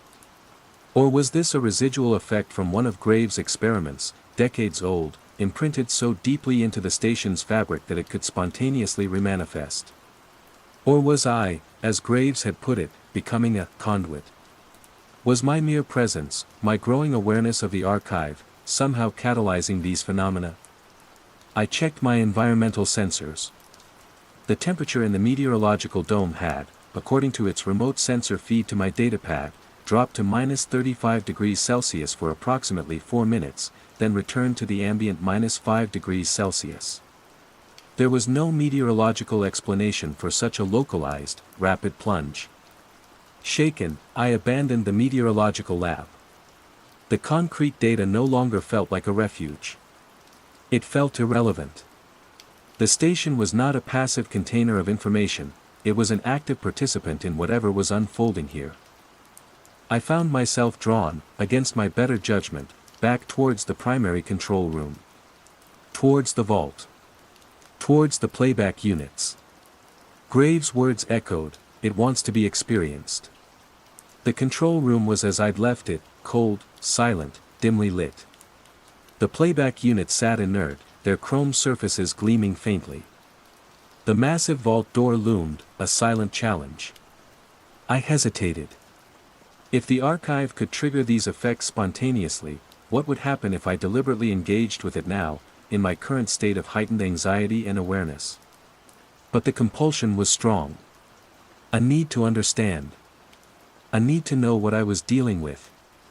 Or perhaps, a darker thought, a need to feel something other than this gnawing dread and isolation. Even if that something was the terror of Chernobyl or the sorrow of the Titanic.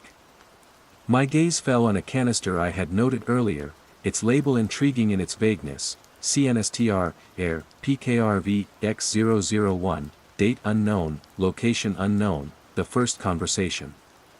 What did that mean? The first conversation between whom? About what? Unlike the disaster canisters, this one felt neutral. Perhaps safer. My hand reached for it almost of its own volition. The metal was cold, smooth. Before I could second-guess myself, I walked to playback unit 2, opened the receptacle, and slotted the canister home. The machine hummed to life. The lights on its panel flickered in an unfamiliar sequence. This time, there was no immediate sensory shift. No change in temperature, no phantom smells. Instead, a subtle alteration in the quality of the silence. It became expectant. Charged. And then, not in the air around me, but directly in my mind, like a thought that wasn't my own, a single, clear concept bloomed: query. It wasn't a word, not in any language I knew. It was the pure, unadorned idea of a question. An open, waiting invitation. My breath caught in my throat. This was new. This wasn't sensory immersion. This was communication. Query. The impression came again, stronger this time, imbued with a faint sense of curiosity. Patience. I stood frozen, unsure how to respond. How do you answer a feeling? Then, another impression, layered over the first: identity. It was asking who I was. My scientific training warred with a primal fear. This was impossible. And yet. I am Dr. Eris Thorne, I whispered, the words sounding loud and clumsy in the charged silence. A pause. Then, a new feeling, not a query this time, but a statement. It resonated in my mind like a softly struck chord: the new curator. A wave of dizziness hit me. I gripped the edge of the console. The new curator. Graves had called himself the curator. The archive, it knew. It had been waiting. And then, another layer, colder, more insistent: requirement. Followed by a complex flood of impressions, too rapid, too alien to fully grasp. Images, not visual, but conceptual. A sense of vastness, of interconnectedness, of hunger. A longing for patterns. For completion. For specific, resonant experiences. It was too much. I reached out, fumbling for the emergency stop on the playback unit. My fingers found the button, slammed it down. The hum died. The mental impression ceased abruptly, leaving a ringing silence in my head, like the aftermath of a loud noise. I staggered back, gasping for air that suddenly felt thin and inadequate. The archive wasn't just a collection of stored moments. It was aware. And it had expectations. The first conversation, canister, had it been a test? An interface? I looked at the canister, now quiescent in the machine. What had I just touched? The date on Graves' journal flashed in my mind. March 9th, tomorrow. Requirement. Was the archive going to demand something of me tomorrow? Was that the significance of the date? My mission to catalog and retrieve data seemed like a child's errand in the face of this. I wasn't an archivist here. I was a subject. A component. Or, as the archive itself had designated me, the new curator. And I had the sickening feeling that the duties of this curatorship were far more terrible than Emerson Graves could have ever imagined. Day 18, night. The trek back to the habitat was a blur of wind and fear. Every shadow seemed to writhe, every gust of wind carried phantom whispers. The requirement the archive had impressed upon me, it was a formless dread, a sense of impending obligation that I couldn't articulate but felt in the marrow of my bones. Inside the hab, I barricaded the door, a futile gesture against an enemy that wasn't trying to break in, but was already, what? Resonating? Watching? I forced myself to drink water, to eat another nutrient bar, though my stomach churned. I needed to think.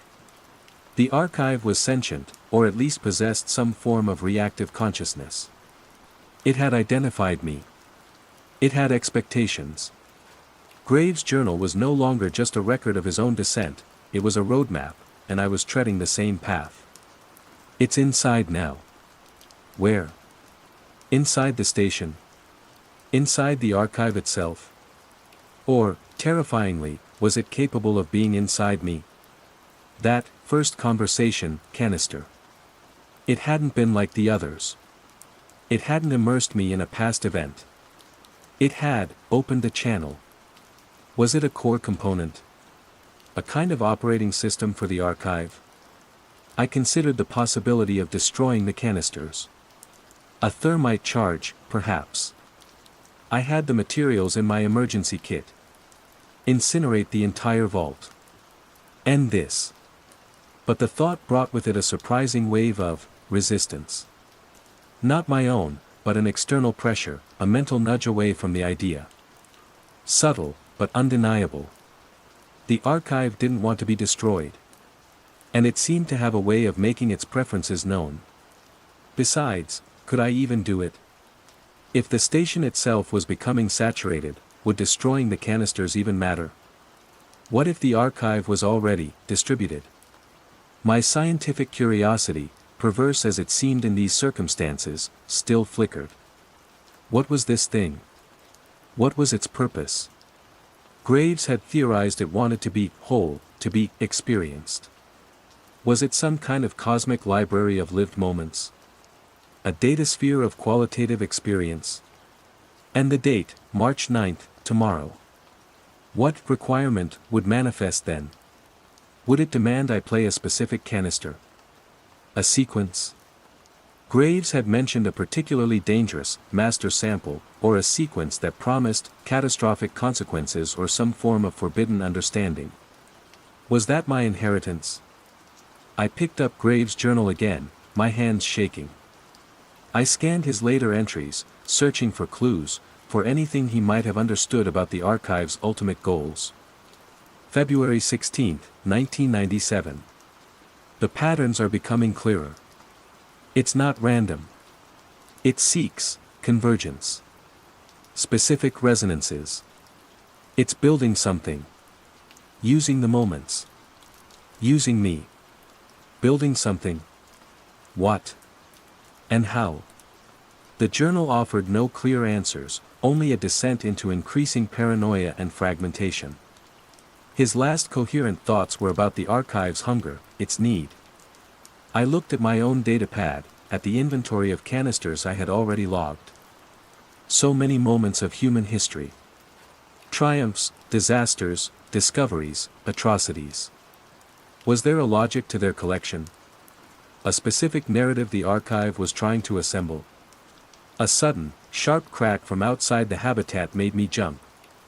I rushed to the small, reinforced porthole. Nothing. Just the wind, and the endless Kerguelen night. But the station. Kilo, Alpha, 7, did it look darker? More substantial? As if it were drawing the shadows into itself? Or was I losing my grip, just as Graves had? The thought of the salvage crew, due in just over 2 months, was a distant, almost ludicrous concept. What would they find here? Me, a raving lunatic like Graves? Or would I be gone? Part of the archive? Sleep was a distant country I couldn't reach. I spent the night with the lights on, jumping at every sound, the words requirement and March 9th chasing each other around my exhausted mind. Day 19, March 9th, the offering. Dawn arrived, gray and indifferent, painting the desolate landscape in monochrome. March 9th. The date from Graves' journal. The date of something.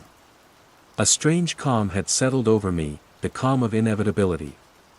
Fear was still present, a cold knot in my stomach, but it was overlaid with a weary, almost detached curiosity. What would today bring? I made my way to the station. The wind was unusually still, the air heavy, expectant. The silence was profound, broken only by the crunch of my boots on the volcanic gravel. Kilo, Alpha, 7 loomed, looking more like a mausoleum than a research station. As I approached the main airlock, I noticed something new. A faint, almost imperceptible hum in the air. Not the growl of the generator, but a higher, more resonant frequency. It seemed to emanate from the station itself, from deep within its core. Graves, they hum now. The vault is a choir of whispers. The airlock cycled open with a weary hiss. Inside, the corridors were colder than usual, the emergency lights flickering more erratically.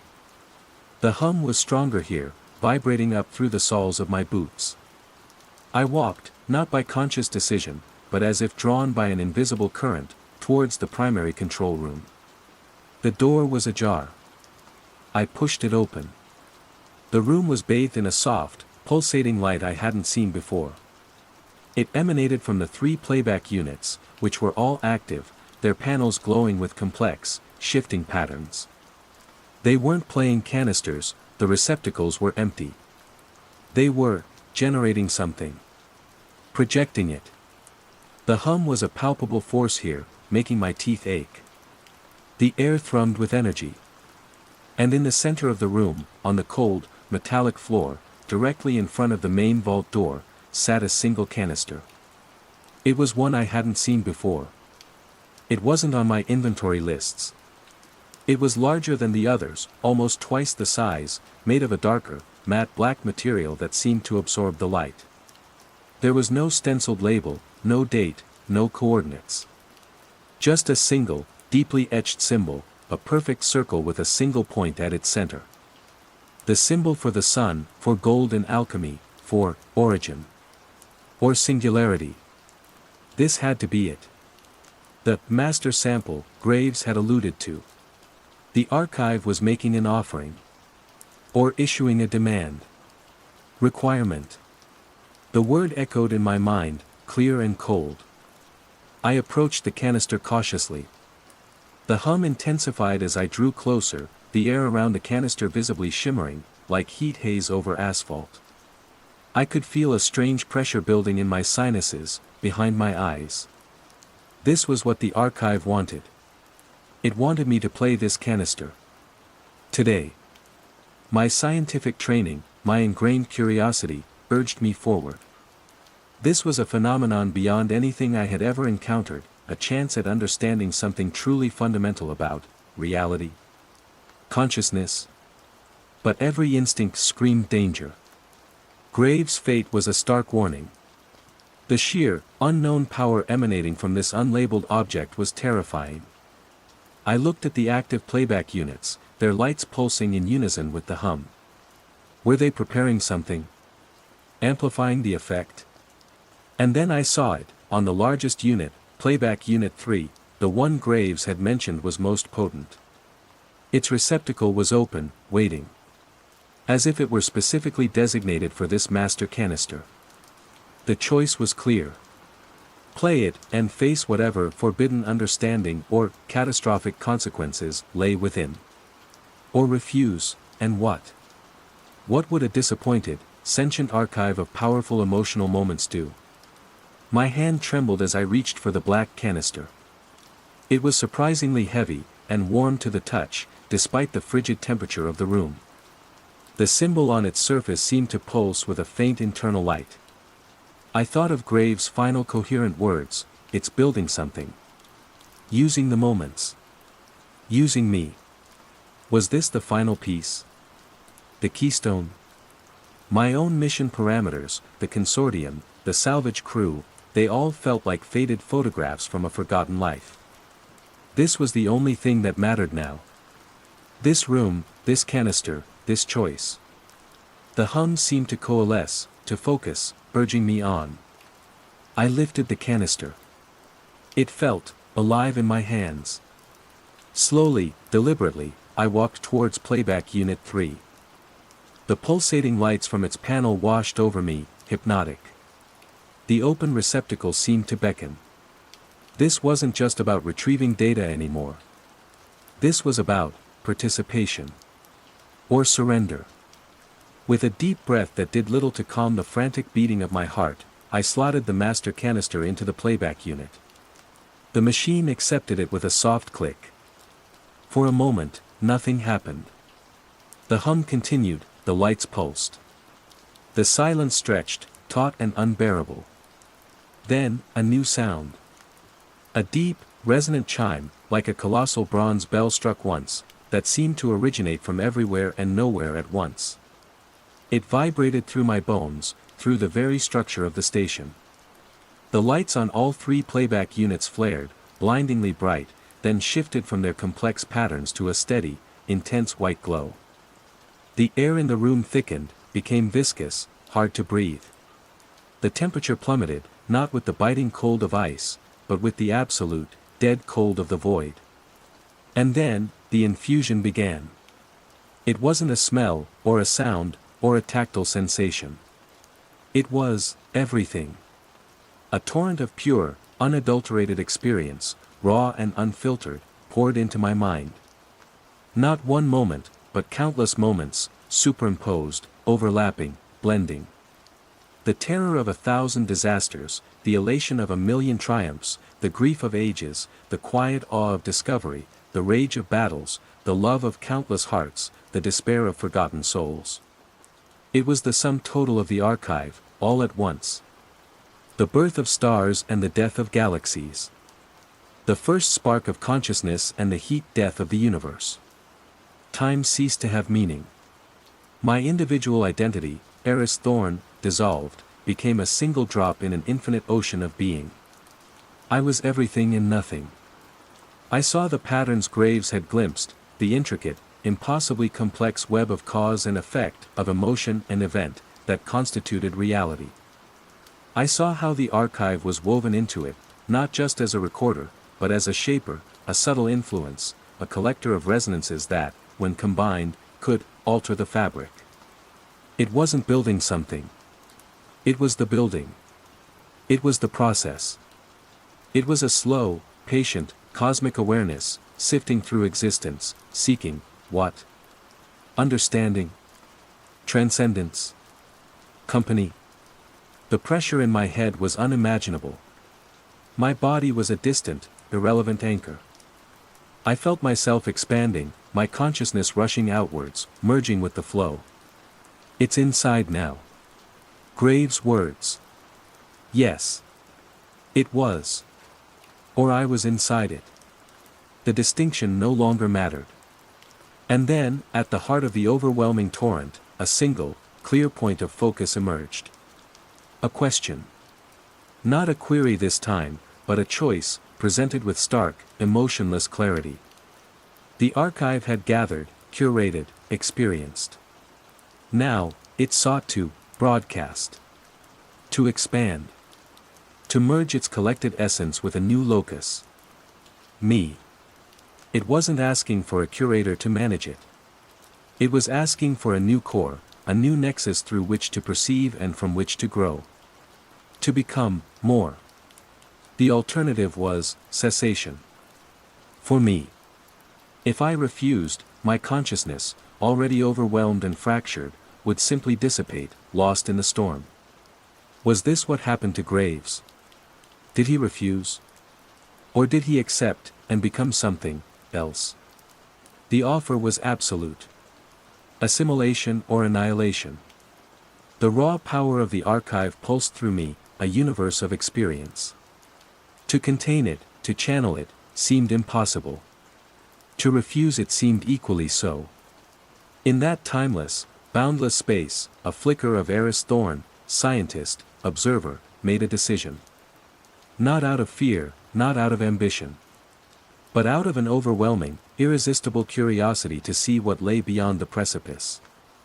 Yes, I thought, a single point of affirmation in the raging storm of sensation.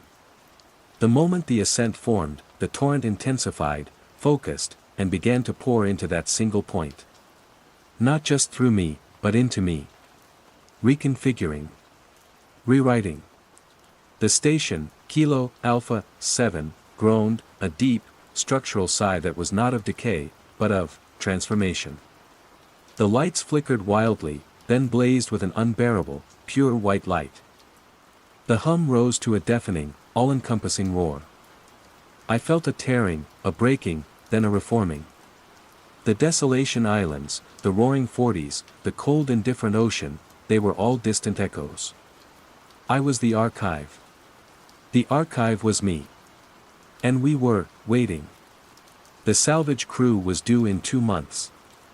They would find the station. And they would find me. And the archive would have new experiences to collect. New patterns to weave. The work, it seemed, was just beginning.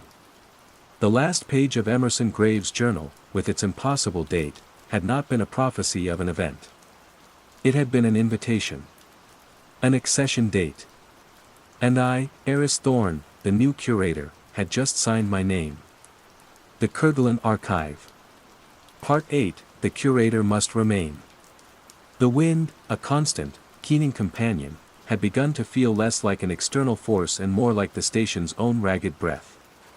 My dreams were no longer my own. They were a frantic, kaleidoscopic tapestry woven from the threads of 1,000 other lives, a million other moments. I'd wake with the taste of ozone from a forgotten thunderstorm in Prague, the phantom ache of shrapnel in a leg that was perfectly fine, the cloying sweetness of lilies from a New Orleans funeral I'd never attended. My reflection in the grimy portal of the hab module was a stranger. Eyes too wide, pupils dilated as if permanently staring into some captivating abyss. There were new lines etched around them, not from age, but from experience. Experiences I hadn't lived, yet which had settled into the marrow of my bones. My own memories felt flimsy, like old photographs fading in harsh sunlight.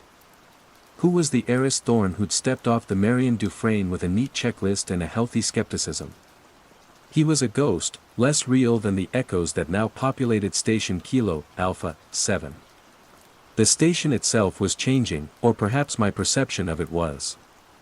The metallic tang of the air, once just rust and decay, now held underlying notes, incense from a Kyoto temple, wood smoke from a burning Siberian forest, the sterile scent of a 1970s operating theater. The hum of the failing life support wasn't just mechanical, it was a chorus of whispers, sighs, distant shouts. I found myself responding to these phantom stimuli. I'd shiver, reaching for a thermal blanket, only to realize the ambient temperature hadn't dropped. I'd merely remembered the biting cold of the Amundsen's last camp, January 1912, canister. My log entries had become erratic. Date? Irrelevant. The air remembers. Heard singing today, a lament from the Andes. The mountains here wept in sympathy, or perhaps it was just the ice melt dripping down the transmitter mast. The seismic sensors registered nothing. They wouldn't. They don't feel.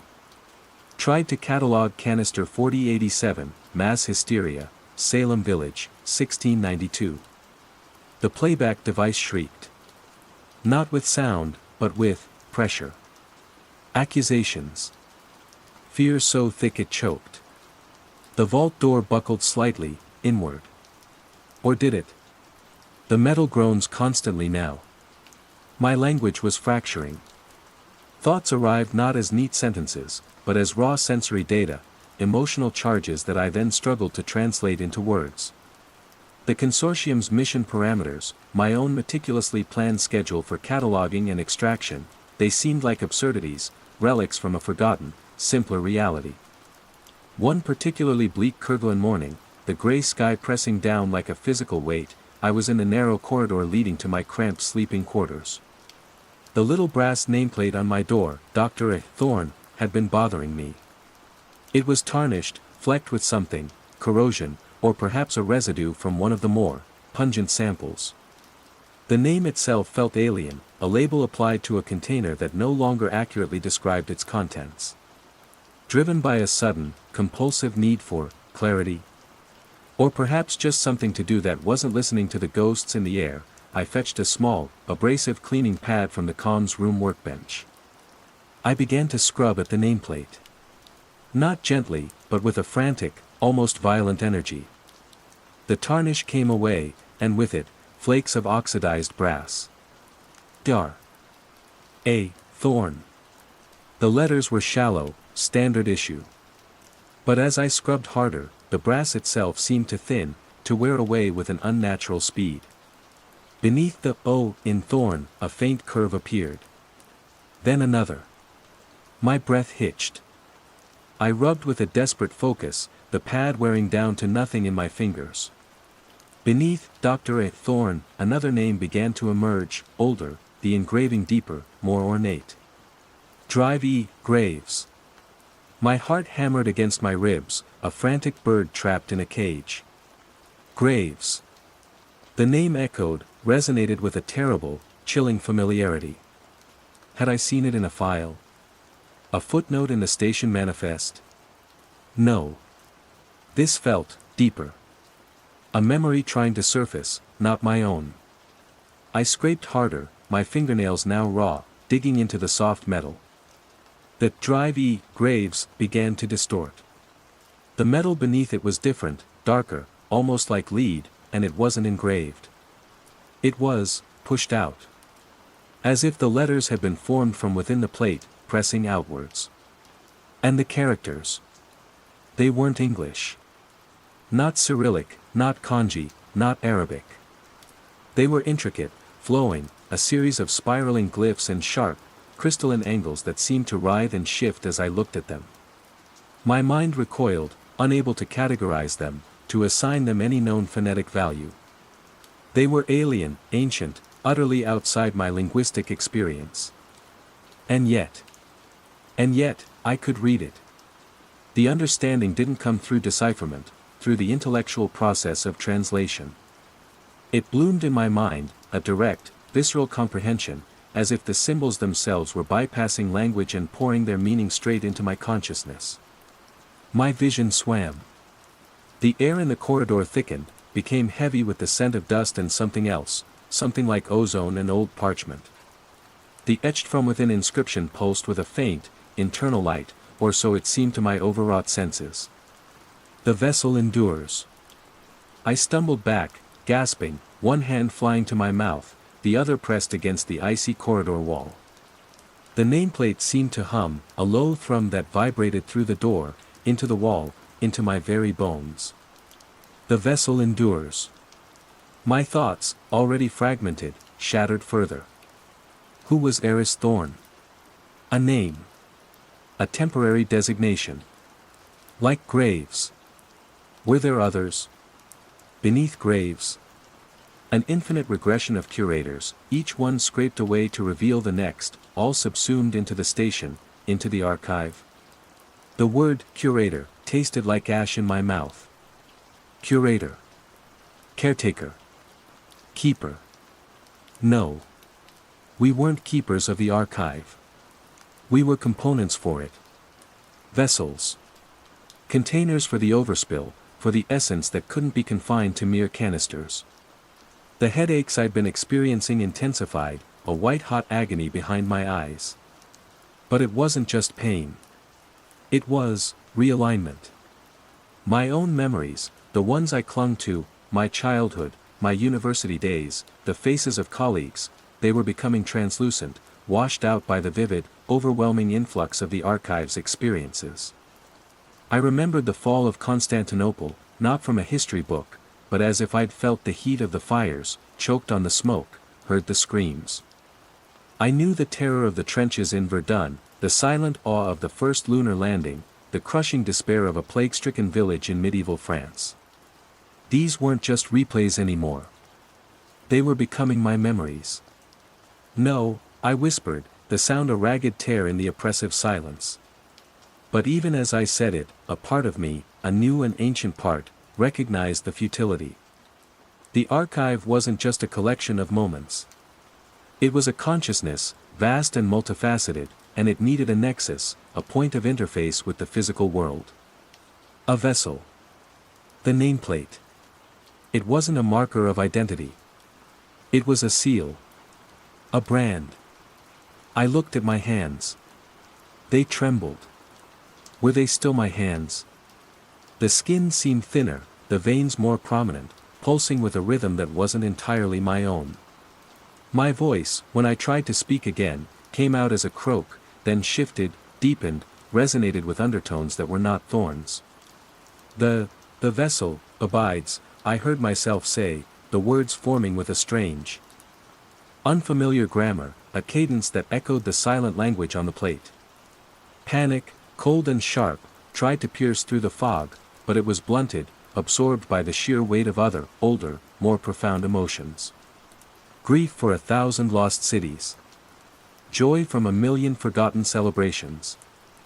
Fear from countless apocalypses, large and small. The station wasn't just holding air. It was holding curators. And I was its newest acquisition. The salvage crew, due in, how long? Weeks? Months? The concept of linear time was becoming slippery. They weren't coming to dismantle a station.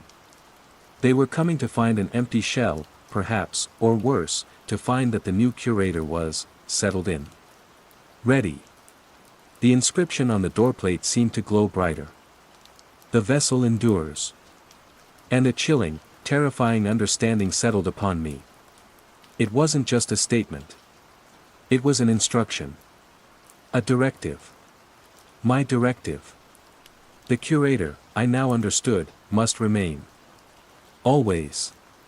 Reverberation. Part 1, Desolation's Threshold. The Marion Dufresne II pitched violently, a steel toy in the furious grip of the Southern Ocean. For 5 days, I'd been a prisoner of its ceaseless, gray torment, the horizon a drunken smear of charcoal and whitecaps. My berth was a coffin of recycled air and the groan of stressed metal. Dr. Eris Thorne, archivist, grade 3, dispatched to the end of the world to sift through the ghosts of forgotten science. The Kerguelen Archipelago, the Desolation Islands. The name was an understatement. When land finally emerged from the bruised dawn, it was a jagged wound on the ocean's skin. Basalt teeth, black and unforgiving, clawed at a sky the color of old pewter. There were no trees, only a scabrous green-brown fuzz clinging to the slopes, perpetually combed flat by a wind that hadn't paused for breath in millennia. This was Isle Foch, one of the larger, uninhabited islands in the northwestern cluster of Kerguelen, my home for the next 3 months. The transfer to the Zodiac was a brutal, spray-soaked ballet. Then came the chug towards a small, grimly functional concrete jetty, the only sign of human intrusion on this particular stretch of godforsaken coast. Station Kilo, Alpha, 7. My domain. My prison.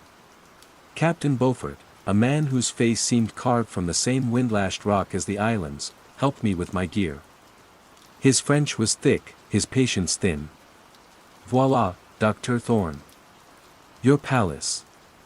He gestured towards the cluster of low, interconnected buildings hunkered against a low rise, their paint peeling in long strips, antennae-like skeletal fingers reaching beseechingly towards the indifferent sky. The generators are functional. Basic supplies are stocked. The primary comms array is temperamental. Satellite window is narrow. Don't expect daily chats. Understood, Captain. My voice felt small, swallowed by the omnipresent roar of the wind, a sound that wasn't just heard but felt, a constant pressure on the eardrums, a physical scouring of the senses. He and his men offloaded my crates, personal effects, specialized cataloging equipment, rations to supplement what was already there, with grim efficiency. They wouldn't even stay for coffee. The Marion Dufresne was on a tight schedule, eager to escape Kerguelen's inhospitable embrace. I didn't blame them. As the Zodiac pulled away, shrinking against the vastness of the ocean, a solitude so profound it felt like a physical weight settled upon me. I was utterly, terrifyingly alone. The nearest human beings were now hundreds of kilometers away, across some of the most treacherous waters on the planet. The salvage crew, my only scheduled contact, wasn't due for 92 days. I turned to face the station. It had the look of something that had died and been left to the elements, a relic of a bygone era of Cold War paranoia and boundless scientific hubris. Built by a secretive multinational consortium in the 1960s, officially for subantarctic climate and seismic research, it had been abruptly abandoned in the late 1990s. My mission, as vaguely outlined by the equally secretive remnants of that consortium, was to retrieve, catalog, and prepare for transport any remaining, sensitive research data before the station was permanently dismantled. They'd been deliberately obtuse about what that data might entail beyond the expected meteorological records and seismic charts. The main entrance door was heavy, insulated steel, its pneumatic hiss surprisingly crisp as it opened. Inside, the wind's roar subsided to a low, mournful hum that vibrated through the station's metallic bones. The air was cold, sterile, with an underlying scent of dust, old electronics, and something else, something faintly metallic, like ozone, or the air before a lightning strike. The architecture was brutally functional, a maze of corridors lined with pale green, chipped tiles and conduit-laced walls. Fluorescent lights, some flickering, cast a stark, clinical pallor. It was a symphony of decaying retrofuturism, bulky consoles with oversized buttons and tiny, dark CRT screens, reel-to-reel tape decks gathering dust in forgotten labs, vacuum tube amplifiers humming faintly behind grills. My assigned quarters were Spartan, a narrow cot, a metal desk, a chair that protested with a screech when I sat on it. A single, salt-streaked porthole offered a view of the gray, wind-whipped bay. I spent the first day just getting the basic systems fully online, heat, water, which ran rust brown for an alarming 10 minutes, and the main computer terminal in the central operations room. This terminal, thankfully, was a slightly more modern edition, though still ancient by current standards. It held the station's schematics and a rudimentary inventory system. The official reason for the station's existence seemed plausible enough. The labs dedicated to atmospheric and seismic study were filled with equipment, albeit outdated. Racks of magnetic tapes, carefully labeled with dates and atmospheric pressure readings, lined shelves. Seismometers, long dormant, stood like silent sentinels in reinforced rooms. This was the data the consortium ostensibly wanted. It would be tedious, but straightforward work. Yet, even in those first few days, as I tried to impose a routine on the crushing emptiness, a sense of unease pricked at the edges of my awareness. The station wasn't just empty, it felt expectant. Sometimes, the lights would dim and surge for no discernible reason, despite the generators purring steadily. Drafts whispered from sealed vents. And then there were the sounds, not just the wind or the station's mechanical sighs, but fainter things, at the very threshold of hearing. A soft dragging, like something heavy being pulled across a distant floor. A whisper that could have been the wind, or could have been a voice. I told myself it was the isolation, the unrelenting sensory deprivation punctuated only by the wind's howl. My mind, starved of normal stimulus, was simply inventing phantoms. I was a scientist, a rationalist. I had a job to do. My brief from the consortium included a set of digitized schematics. They were detailed, showing power conduits, ventilation shafts, laboratory layouts. I cross-referenced them with the physical layout, a habit born of meticulousness. Most of it matched. But on the lowest subterranean level, designated Sub-Level 3, the schematics showed a large storage area, labeled Geophysical Sample Archive. Standard enough. However, when I physically explored Sub-Level 3, a cold, damp labyrinth of concrete passages, I found that section of the corridor ended in a solid, unblemished concrete wall where a door should have been. Curious. A late-stage modification, perhaps, not updated on the plans I had. Or an error in the digitization. I made a note to investigate further once the primary cataloging was underway. There was no immediate urgency. The main labs held more than enough magnetic tapes and paper charts to keep me busy for weeks. The loneliness was the hardest part. Days bled into one another, measured only by the changing quality of the gray light outside my porthole and the meals I forced myself to prepare and eat in the cold, echoing mess hall. I talked to myself, a running commentary on my tasks, a desperate attempt to fill the silence. The wind was my only constant companion, its voice a symphony of moans, shrieks, and rumbles, sometimes sounding like distant cries, sometimes like the angry growl of a colossal beast. Kirguelen wasn't just desolate, it was actively hostile to warmth, to life, to sanity. And I was beginning to feel its chill seep into my bones. Part 2, The Hidden Heart. The initial cataloging of the overt data, the climate tapes, the seismic printouts, was as mind-numbingly dull as expected. Each reel of magnetic tape had to be inspected, its label verified against the station's manifest, its condition assessed. The paper charts were brittle, yellowed. The ink was fading. It was archaeology more than archival work. The consortium wanted everything, but their priorities were unclear. Preserve all unique data signatures, my instructions read, another piece of carefully constructed vagueness. Weeks blurred. The wind howled. The generators hummed. The station creaked. My own thoughts became a recursive loop of tasks, observations, and a growing, gnawing sense of wrongness. The phantom sounds persisted.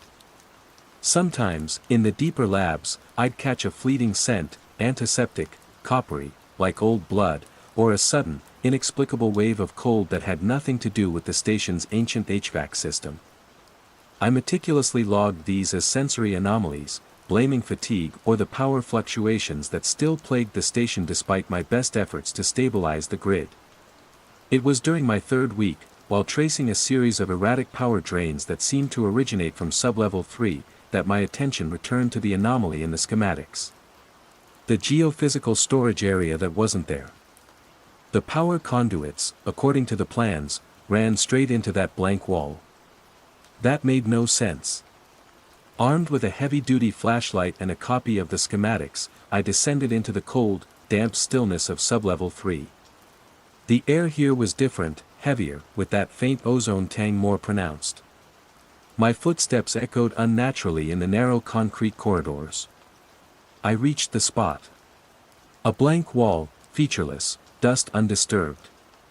I ran my hand over it. Cold, solid concrete. But the schematics were insistent. And so was the faint hum, almost imperceptible, that seemed to emanate from beyond the wall. I pressed my ear to the concrete. Yes, a low thrum, a vibration. Machinery. I checked the surrounding walls, the ceiling. No obvious access points. It was then I noticed it, something easily missed, a hairline crack near the floor, almost invisible, tracing a perfect rectangle. It wasn't a structural fault. It was too precise. Returning to the operations room, I pored over the more detailed engineering blueprints, a secondary set I'd found stored on a dusty optical disc. These were older, hand-drafted, covered in annotations. And there, in a spidery script, beside the section for Sublevel 3's Geophysical Sample Archive, was a note, Access Protocol, Emergency Override Panel 7 Gamma. Decommissioned, Manual Seal. Panel 7 Gamma. I cross-referenced its location. It was in a cramped maintenance junction nearby, hidden behind a rusted metal plate. It took a crowbar and considerable effort to pry the plate off. Behind it, caked in decades of grime, was a small, recessed panel with a single, unmarked lever. It looked like something from a World War II submarine. With a surge of adrenaline mixed with trepidation, I gripped the lever and pulled. It resisted, then gave with a jarring clang that reverberated through the corridor. For a moment, nothing. Then, a low grinding sound, and the section of blank wall before me shimmered. Dust cascaded down as a perfectly square outline appeared, the hairline crack widening. With a pneumatic hiss, a section of the concrete, at least 2 feet thick, began to retract inwards, sliding silently into the wall. The air that billowed out was shockingly cold, far colder than the rest of Sublevel 3, and carried an utterly alien scent, sterile, yes, but also with a bizarre, faint sweetness, like ionized sugar, and something else, something indescribably ancient. I shone my flashlight into the revealed opening. It wasn't a storage room. It was a vault. A circular chamber, perhaps 30 feet in diameter, its walls lined floor to ceiling with metallic racks. And on these racks, row upon gleaming row, were not reels of tape or stacks of charts, but thousands of canisters. They were cylinders of a dull, silvery metal, each about the size of a thermos flask, capped at both ends. Each bore a small, meticulously engraved label. I stepped inside, the heavy door hissing shut behind me with a disconcerting finality. The temperature was significantly lower here, rigidly controlled. The hum I'd heard was louder, emanating from complex machinery built into the curved walls, its purpose clearly thermoregulation. I picked up a canister at random.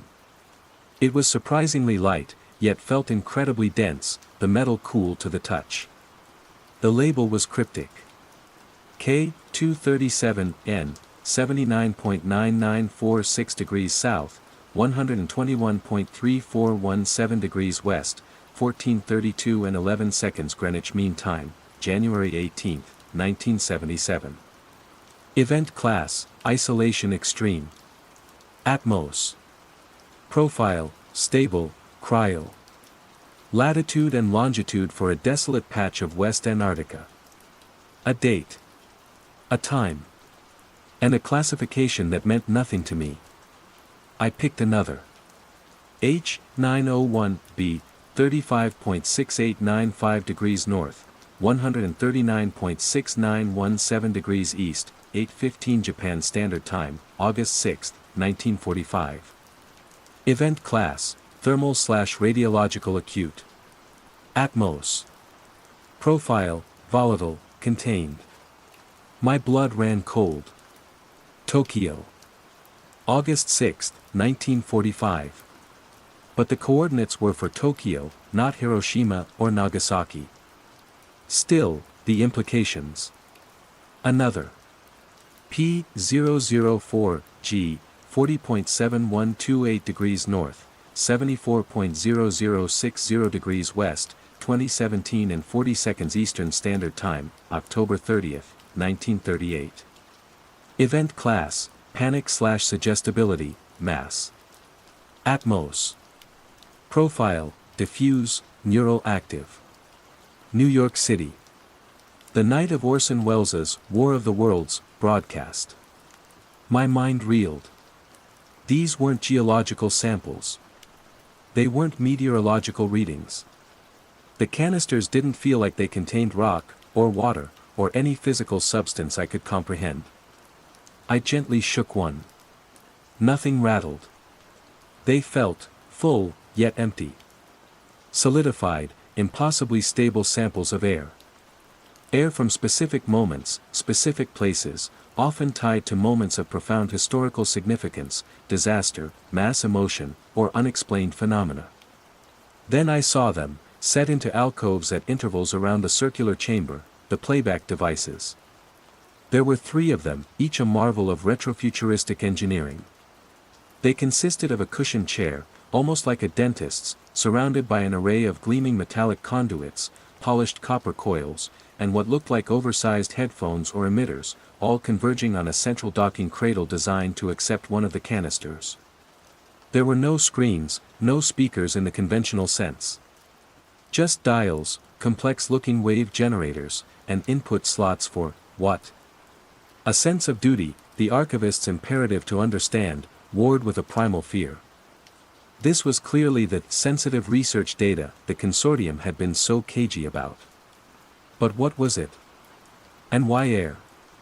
My gaze fell upon a logbook, bound in faded faux leather, resting on a small lectern near one of the playback devices. Its pages were filled with neat, spidery handwriting. The first entry was dated June 1968. Dr. Elias Vance, Chief Researcher. Project Ethon initiated, it began. The successful capture and stabilization of ambient atmospheric resonance achieved. The canisters perform beyond specification. Preliminary playback trials indicate profound sensory immersion. Atmospheric resonance. A term I'd never encountered. I had to know.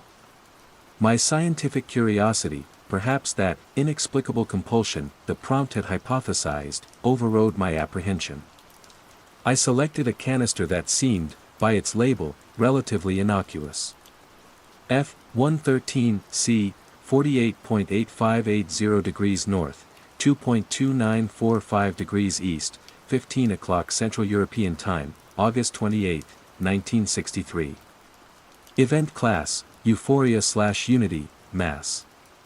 Atmos. Profile, resonant, empathic. Paris. Late August, 1963.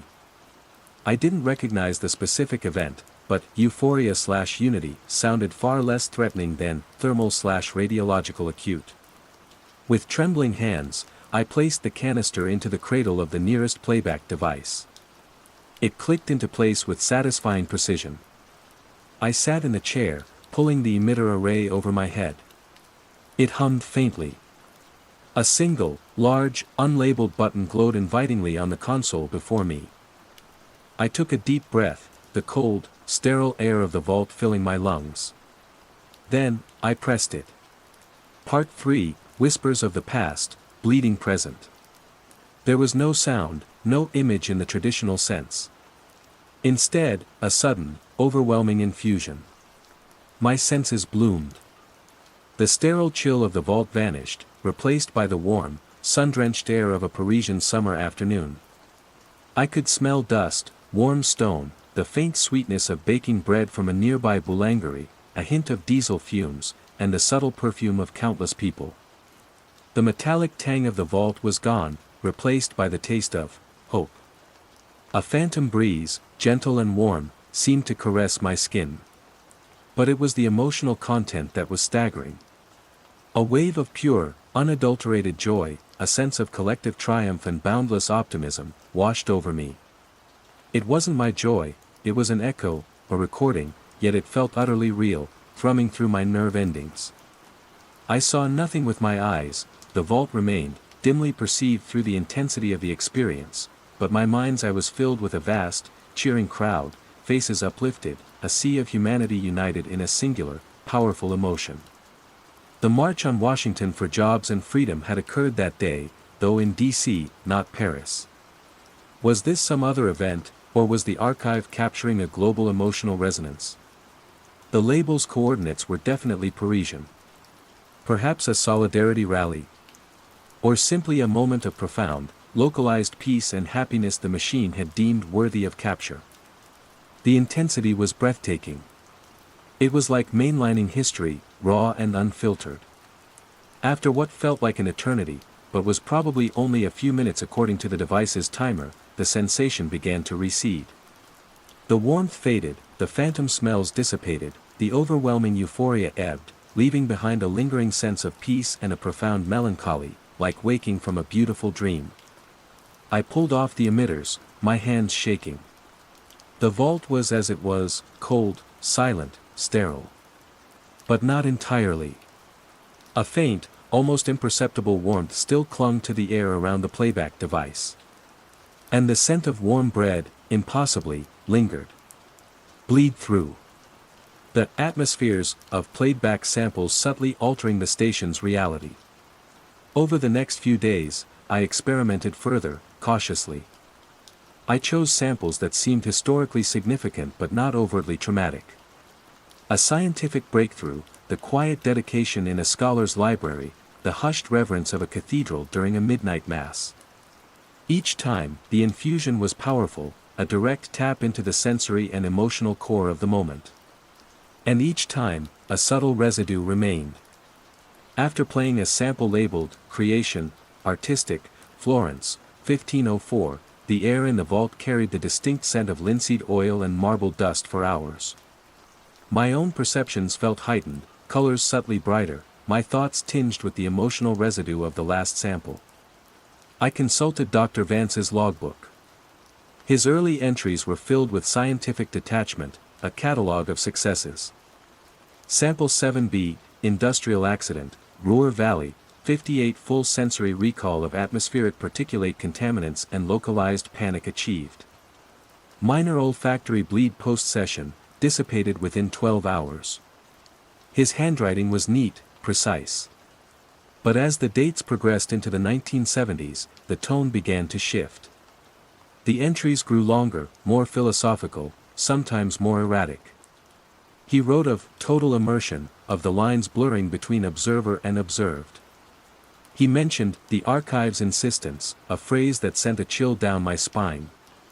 Then came the canisters that were different. They were segregated slightly from the others, marked with a small, almost invisible red dot on their caps. Vance's log referred to them as reverberation class. His notes on these were sparse, almost fearful. R-Class Test 01, Gale Event, North Sea, 62 Catastrophic Resonance. Structural integrity of Lab 4 compromised. Playback ceased, but kinetic manifestations continued for 7.3 minutes. System requires recalibration. Or containment. Kinetic manifestations. My unease deepened. Driven by a compulsion I no longer entirely attributed to scientific curiosity, it felt more like the vault itself was drawing me in. Whispering promises of understanding, I selected an R-class canister. The label was stark. ART-003S, Station Kilo Alpha 7, 50.2186 degrees south, 68.8731 degrees east, local, 23 hours and 17 minutes Zulu, June 12, 1988. Event class, containment failure, aqueous. Atmos. Profile, kinetic recursion. Local. This station. June 1988. A containment failure. Aqueous. My heart hammered against my ribs. This was foolish. This was dangerous. But the archive, it wanted to be experienced. The thought arose unbidden, yet felt like an undeniable truth. I seated myself in the playback device, the cold metal of the canister heavy in my hand. The vault seemed to hum with anticipation. I docked the canister. Pulled the emitters over my head. Pressed the button. The infusion was immediate and brutal. Not the subtle caress of the Parisian air, but a violent shock. The bone-numbing cold of the Southern Ocean. The sting of salt spray, so real I choked. The roar of wind and water, a physical blow to my eardrums. Panic, stark and overwhelming, not mine, but a chorus of it, the terror of men drowning, fighting for air. I smelled brine, diesel fuel, and the acrid stench of failing electrical systems. And then, the water. Not a phantom sensation, but actual water, icy cold, swirling around my ankles. I ripped the emitters off, gasping, my eyes wide with terror. The playback device was off. The canister sat inert in its cradle. But the sensory assault continued. The roar of a phantom storm filled the vault, though the air within was still. And the water was still rising. It was now past my shins, shockingly cold, and undeniably real. Small objects on the floor, a dropped wrench, a spare data chip, were beginning to float. A distant alarm, decades old, began to blare through the station, a shrill, insistent screech I hadn't heard before, a sound that spoke of imminent catastrophe. It wasn't coming from the vault's internal systems, it was coming from the station itself. I scrambled out of the chair, splashing through the rising water. It was now knee-deep. The heavy vault door, designed to seal against contaminants, was already showing signs of strain, water seeping in from the corridor beyond it as well. I shut the device off, I croaked, the words swallowed by the phantom roar, but the water kept rising. Kerguelen was drowning, again. The archive doesn't remember. It reenacts. This wasn't bleed-through. This was the station itself being pulled into the event. The reverberation. The past wasn't just being recalled, it was being physically manifested, forced upon the present. The vault, the station, were becoming a stage for a ghostly repetition. Panic seized me. I had to get out. I sloshed towards the vault door controls, fumbling with the mechanism. The water was swirling, tugging at my legs. With a groan of protesting hydraulics, the massive door began to retract. The corridor outside sublevel 3 was a maelstrom. Water cascaded down the stairwell from the levels above, carrying debris. The emergency lights flickered, casting a hellish red glow on the scene. The old alarm shrieked, a soundtrack to a recurring nightmare. The station wasn't just replaying a memory of a flood, it was flooding. How? Where was the water coming from? It made no logical sense. This island was solid rock, the station sealed. Yet the water was real, cold, and rising. I fought my way up the stairs, the current surprisingly strong. The air was thick with the smell of brine and decay. On sublevel 2, the water was shallower but still present. Lights sparked and died. Sections of ceiling panels had collapsed, dangling wires like metallic entrails. Reaching the main operations room on sublevel 1 felt like surfacing from a dive. The water here was only ankle deep, but the evidence of the station's trauma was everywhere. Monitors were dark, consoles slick with moisture. The wind howled outside, but now it seemed to have an accomplice from within. And then, as suddenly as it began, the water stopped rising. The phantom sounds of the storm within the station began to recede, leaving only the real wind outside and the insistent shriek of the ancient alarm. The water, however, remained. Puddles, pools, miniature lakes in every low-lying area. Slowly, almost grudgingly, the water level began to drop. Not draining in any conventional way, but unmanifesting. It didn't flow away, it simply diminished, leaving behind damp patches that steamed faintly in the cold air. Within 10 minutes, most of it was gone, leaving the station soaked, battered, and smelling of the sea. The old alarm stuttered, then fell silent, its job apparently done. I stood there, drenched, shivering, my mind struggling to comprehend the sheer impossibility of what had just happened.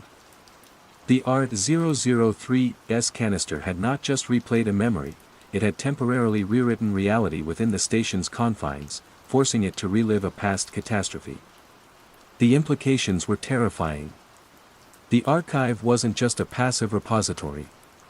It was a machine capable of localized reality warping, drawing on the templates of its stored atmospheres. And Station Kilo Alpha 7 was its stage, its victim. Part 4, The Scars of Echoes. The station bore the fresh scars of its spectral ordeal. Damp patches bloomed on concrete walls where no water should have reached. A persistent chill clung to the lower levels, colder than before. The scent of brine lingered, a ghostly reminder. Equipment that had been functioning now sputtered or failed entirely. The sensitive electronics of the 1990s editions had fared particularly poorly against the phantom flood. My primary cataloging computer in the operations room was dead, its screen a dark, accusing eye. My own meticulously kept notes on the official climate data, soaked and warped, were a minor casualty. The true loss was my sense of reality. I was no longer an archivist cataloging data, I was an unwilling participant in a cycle of reenactment. I found Vance's logbook in the vault, miraculously dry on its lectern, though the vault floor was damp. His entry following the Gale event, North Sea, 62, reverberation test was telling. October 19, 1978. R-Class Test 01 Analysis, the kinetic bleed is not bleed. It is, imposition. The station becomes the event space. Energy source unknown, but seems intrinsic to the ethon process at extreme resonance. The previous team's warnings about recursive environmental states were not metaphorical. This is beyond hazardous. It is fundamentally destabilizing. Recommend immediate cessation of all R-Class experimentation. Below this, in a different, more frantic hand, presumably another researcher, was scrawled, Vance overruled. Consortium demands boundary testing. They don't understand. This isn't research anymore. It's provocation. The previous team. So Vance's wasn't the first. There had been others before him, wrestling with this impossible technology. What happened to them? Over the following days, fueled by a grim determination, I began to search for more evidence of their fate. The official records were sanitized, referring only to personnel rotations and project reassignments. But the station itself held secrets in its wounds. In a disused locker in what appeared to be a secondary, hastily abandoned lab on sublevel 2, a lab not on any schematics, I found a collection of personal effects, a tarnished silver locket, a dog-eared copy of Camus' The Plague, and a Series A of audio journals on corroded cassette tapes. The lab itself was a wreck. Equipment was overturned, wires torn from sockets. A large, dark stain on the floor looked disturbingly like old blood, though I told myself it was chemical. It took me a day to coax one of the station's older reel-to-reel players, cannibalizing parts from others, into playing the fragile cassettes. The voice that emerged was female, strained, her English accented. Dr. Lena Hansen, a geophysicist, according to the sparse labeling. Her early entries were enthusiastic, full of the thrill of discovery. Log entry 17. We believe the Ethon array doesn't just record atmospheric data. It captures, for lack of a better term, the genius loci. The spirit of a place, a time. The emotional gestalt. Vance thinks we can refine it, isolate specific human emotional frequencies. But her tone soured. Log entry 48. The R-class samples, they're different. They're not just memories. They're seeds. When played, they grow into the present. Jacobson played the San Francisco '06 sample. For 3 minutes, the entire East Wing felt like it was tearing itself apart. Phantom fires. The smell of gas. We had to sedate him. Her voice grew quieter, laced with fear. Log entry 62. Vance is obsessed. He talks about full immersion synchronicity.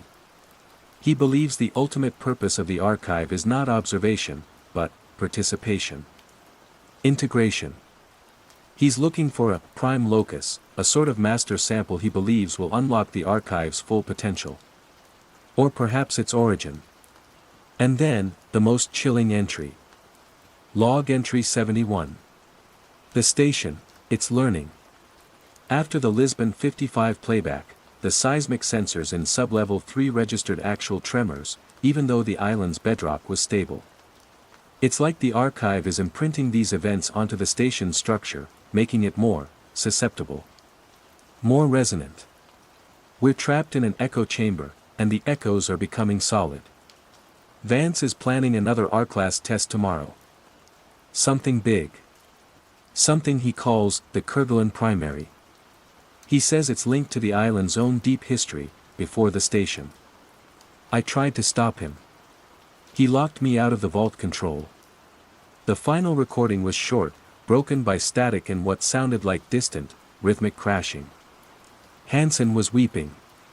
It's happening again, the water, oh God, the walls, it's not stopping. Elias, what have you done? The recording ended abruptly with a sharp crack and a submerged gurgle. The Kerguelen Primary. The R003S sample I had played, containment failure, aqueous. Station Kilo, Alpha, 7, June 12, 1988. That wasn't some random accident. That was their experiment. Vance's experiment. He had tried to play something, perhaps the Kerguelen Primary, and it had triggered a flood, a real one, or one so powerfully reenacted it became real enough to kill them. And the R003S canister was the recording of that event. A recording of the archive killing its creators. A recursion. An echo of an echo. The realization left me cold. The station wasn't just replaying random historical events. It was replaying its own traumas. The previous researchers hadn't just succumbed, they had become part of the archive, their final moments potentially captured, solidified, filed away in a canister. My isolation felt less like solitude and more like being trapped in a mausoleum with chattering, manipulative ghosts. The archive wasn't just a collection of samples, it was a system, and it seemed to have an agenda. It had guided me to the vault. It had, perhaps, subtly influenced my choice of canisters. The phrase from Vance's log returned, the archive's insistence. I began to notice patterns. Certain canisters seemed to hum faintly when I passed, their labels catching the light in a way others didn't. The playback devices would sometimes activate spontaneously, their lights pulsing softly, as if inviting me. The station itself seemed to sigh and groan in response to my proximity to the vault, the temperature fluctuations becoming more pronounced, the phantom smells more vivid. The psychological toll was immense. Sleep offered little respite, filled with fractured replays of the samples, vivid dreams of drowning, of burning, of suffocating joy and crushing despair. My scientific detachment was shattered. I was afraid, not just of the station or the archive, but of my own mind, of the growing, undeniable pull towards the vault, towards understanding what Vance had sought, even if it meant sharing his fate. Was the archive trying to achieve something? To fully re-experience itself through a new conduit? To find a new curator, one who would understand its rules and perhaps guide its expansion? The thought of these atmospheric essences, these captured moments of intense reality, somehow wanting to spread, to overwrite the mundane world, was a new and terrifying possibility. The retrofuturistic technology of the station, once a curiosity, now seemed like the instruments of a malevolent god. The decaying consoles, the humming amplifiers, the silent, waiting canisters, they were all part of a vast, inexplicable machine designed to erode reality. I found more of Vance's personal notes, tucked away in a hidden compartment in his old office.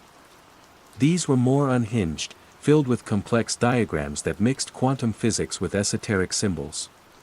He wrote about chronoton fields, emotional wave harmonics, and seeding realities.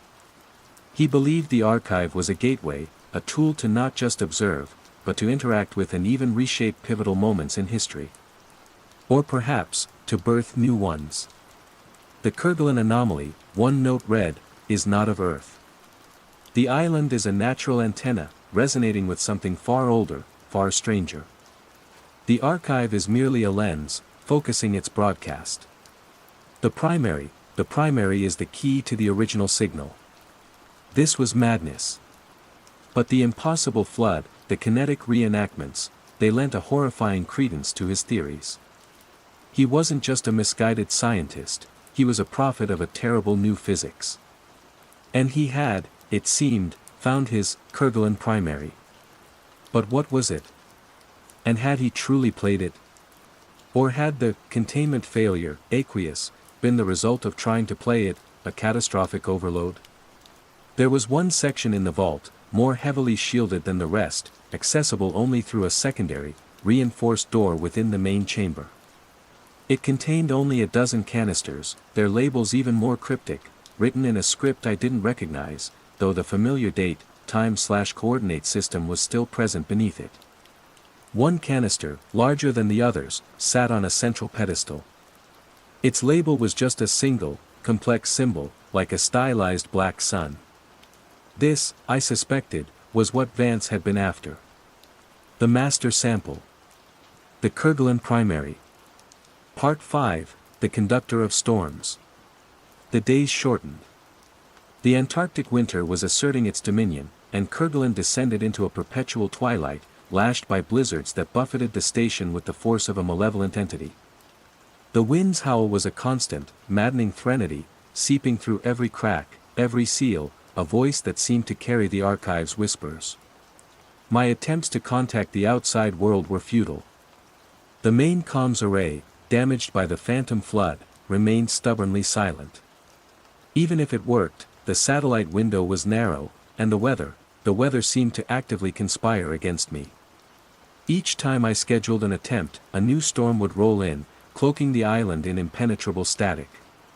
It felt as though the archive itself was isolating me, ensuring my undivided attention. The bleed-through effects were no longer subtle. After I reluctantly, compulsively, played a sample labeled, Blitz, London, 1940, the air in the operations room, miles from the vault, permanently acquired the acrid tang of cordite and burning timber. Phantom sirens wailed in the distance, so faint I often doubted my own ears, until a falling piece of plaster from the ceiling, shaken loose by a non-existent explosion, convinced me otherwise. The station was becoming a palimpsest, each new layer of reenacted history scarring it further, making it more attuned to the archive's frequency. I found myself drawn, again and again, to the vault, specifically to the shielded inner chamber and the canister marked with the black sun. Vance's final, coherent log entry, discovered shoved between two cooling fins on a piece of auxiliary vault machinery, described it. The core anomaly. Not a recording of an event, but the event itself, perpetually resonant. This island is a scar from its impact, its arrival. Millennia ago. It is not air. It is, potential. The seed of realities. To play it is not to remember, but to initiate. The station wasn't just built on Kerguelen, it was built around this. The consortium hadn't stumbled upon this phenomenon. They had sought it out. The climate and seismic research was a front, a plausible excuse to build this intricate prison, or temple, for something utterly alien. My food supplies were dwindling. My sanity frayed. The line between Eris Thorne, archivist, and the archive's influence was becoming terrifyingly thin. I started to understand Vance's obsession, the seductive promise of forbidden understanding. What if he was right? What if this core anomaly was a key, not just to the past, but to the very fabric of existence? The salvage crew was due in less than a month. What would they find? A madman amidst the ruins of a haunted station? Or would I, too, become another log entry, another cautionary tale for the next poor soul they sent? The archive seemed to want a decision. Its pressure was relentless. The hum of the vault was louder now, a siren song. The smaller R-class canisters would sometimes vibrate on their shelves as I passed, their labels glowing faintly in the dim light. The station groaned under the weight of its spectral history, its structure weakening. Minor reverberations now occurred spontaneously, a sudden drop in temperature to Arctic levels in the mess hall, the smell of volcanic sulfur in my quarters, the distinct, terrifying sound of a crowd panicking, just beyond my door, only to fade into the wind's moan. I knew, with a certainty that chilled me to the core, that I couldn't simply wait for the salvage crew. The archive wouldn't allow it. It was building towards something, a crescendo. And the core anomaly, the black sun canister, was its conductor's baton. My choice, when it crystallized, felt less like a decision and more like an inevitability, a role I was destined to play. Destroy it? How? The technology was beyond me. A bomb might damage the station, but the archive itself felt, insubstantial, yet overwhelmingly powerful. Could I even harm something that was essentially a focused point of reality-bending energy? Preserve it? For whom? Another shadowy consortium to misuse it, to unleash its horrors on an unsuspecting world? No. Understand it. That was Vance's folly, his damnation. And it was mine. But not just understand. If Vance's notes were to be believed, the archive, the core anomaly, was a seed. It wanted to initiate. Perhaps it needed a conscious mind, a human conduit, to fully manifest its potential, to direct its broadcast. The alternative was to succumb, to become another phantom in Kilo Alpha 7's haunted halls, another layer of resonant despair for the archive to feed upon. Or worse, to let the archive run rampant, to allow its spontaneous reverberations to escalate until the station tore itself apart, possibly unleashing these captured moments onto the wider world, should its influence escape the island's natural antenna.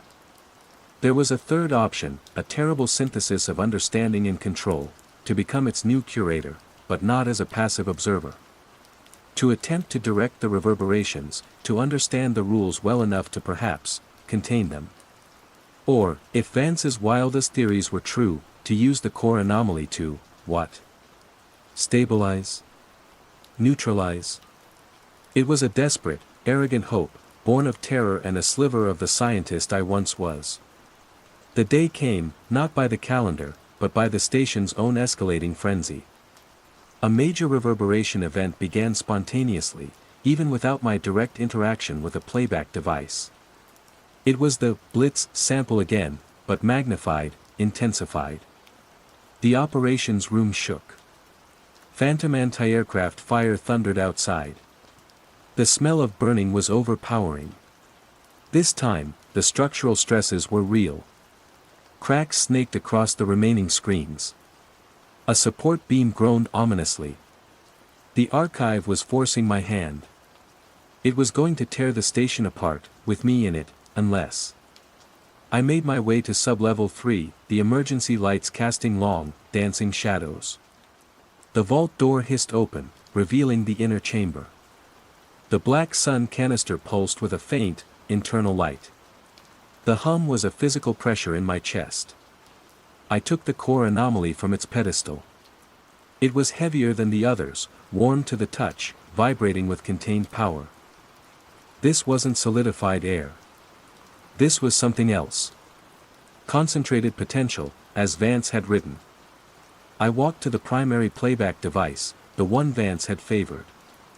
The chair seemed to welcome me. I sat, the black sun canister in my lap. The decision was made. Not to destroy, not merely to preserve, but to engage. To try and ride the storm, to become its conductor rather than its victim. I docked the canister. The machine whined, its lights flaring. The entire station seemed to hold its breath. I thought of the salvage crew. Would they find an empty station, mysteriously swept clean? Or something far stranger? I thought of Dr. Lena Hansen, her voice choked by rising waters. I thought of Dr. Elias Vance, lost in his quest for godhood. The button glowed. This wasn't just replaying a moment in history. This was, according to Vance, tapping into the source. Initiating. My hand, trembling but resolute, moved towards it. The wind outside screamed, a chorus of all the trapped voices, all the replayed despairs and fleeting joys.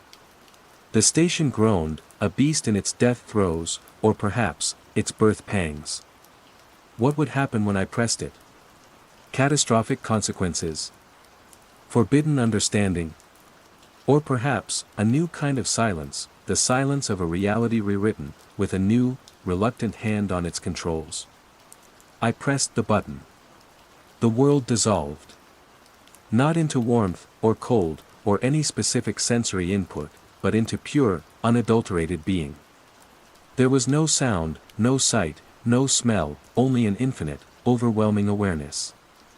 I was the eye of the storm, the still point in a universe of screaming potential. The archive, the island, the station, they were extensions of me, and I of them. The memories it held, the moments of terror and triumph, were not just replays, they were facets of a single, complex consciousness, now focused through me. The station around me, changed. The phantom blitz faded. The tremors ceased. The very air seemed to solidify, then clarify. The walls, the machinery, hummed with a new, steady rhythm. The decay, the damage, the scars of 1,000 reenactments, began to mend. Not by reversing time, but by a subtle reordering of reality, coaxed into a new state of equilibrium. I felt an incredible power, but also an immense responsibility. I was not merely experiencing the archive, I was the archive. Or its nexus. The Kerguelen primary hadn't unleashed chaos. It had sought coherence. It had sought a mind to lend it that coherence. The wind outside still howled, but its voice was different now, no longer a lament, but a song of immense, ancient power, a power I now understood, a power I could, perhaps, learn to shape. How long I sat there, I don't know. Time had become elastic, subjective. When awareness of my immediate surroundings sharpened again, the vault was pristine. The machinery gleamed. The canisters sat silent, orderly, no longer pulsing with desperate need, but content, waiting. The distant alarm, the one that had blared when Kerguelen was drowning, gave a single, soft chime. A chime of acknowledgement. I stood, my body stiff but whole. My mind was vast. Filled with echoes, yes, but also with a profound, terrifying clarity. The bleed-through was complete. I had not succumbed. I had integrated. I walked out of the vault, into the corridors of Station Kilo, Alpha, 7. It was still an old, isolated outpost on a desolate island. But it was no longer haunted by chaotic repetitions. It was, attuned. The lights burned steadily. The air was clean, crisp, carrying only the scent of the cold sea and the ancient rock of Kerguelen. My mission was to retrieve and catalog data. I had found data beyond imagining. The salvage crew would arrive in a few weeks. I wondered what I would tell them. That the sensitive research data was, the island itself. That the station was now a perfectly balanced resonator for the memories of the world, and perhaps, the whispers of others. Or perhaps I would tell them nothing. Perhaps I would simply hand over a few carefully selected tapes of innocuous climate readings. The archive was stable. For now. It had found its new curator. And as I looked out of the operations room porthole at the gray, churning ocean, I knew my work here was only just beginning. The Desolation Islands were no longer desolate. They were a library of existence. And I, Eris Thorne, was its solitary, eternal librarian, bound to the echoes, tasked with ensuring they never again screamed loud enough to break the world. The reenactments would continue, I knew. But now, they would have a conductor. The wind sang its ancient song, and for the first time, I understood its word.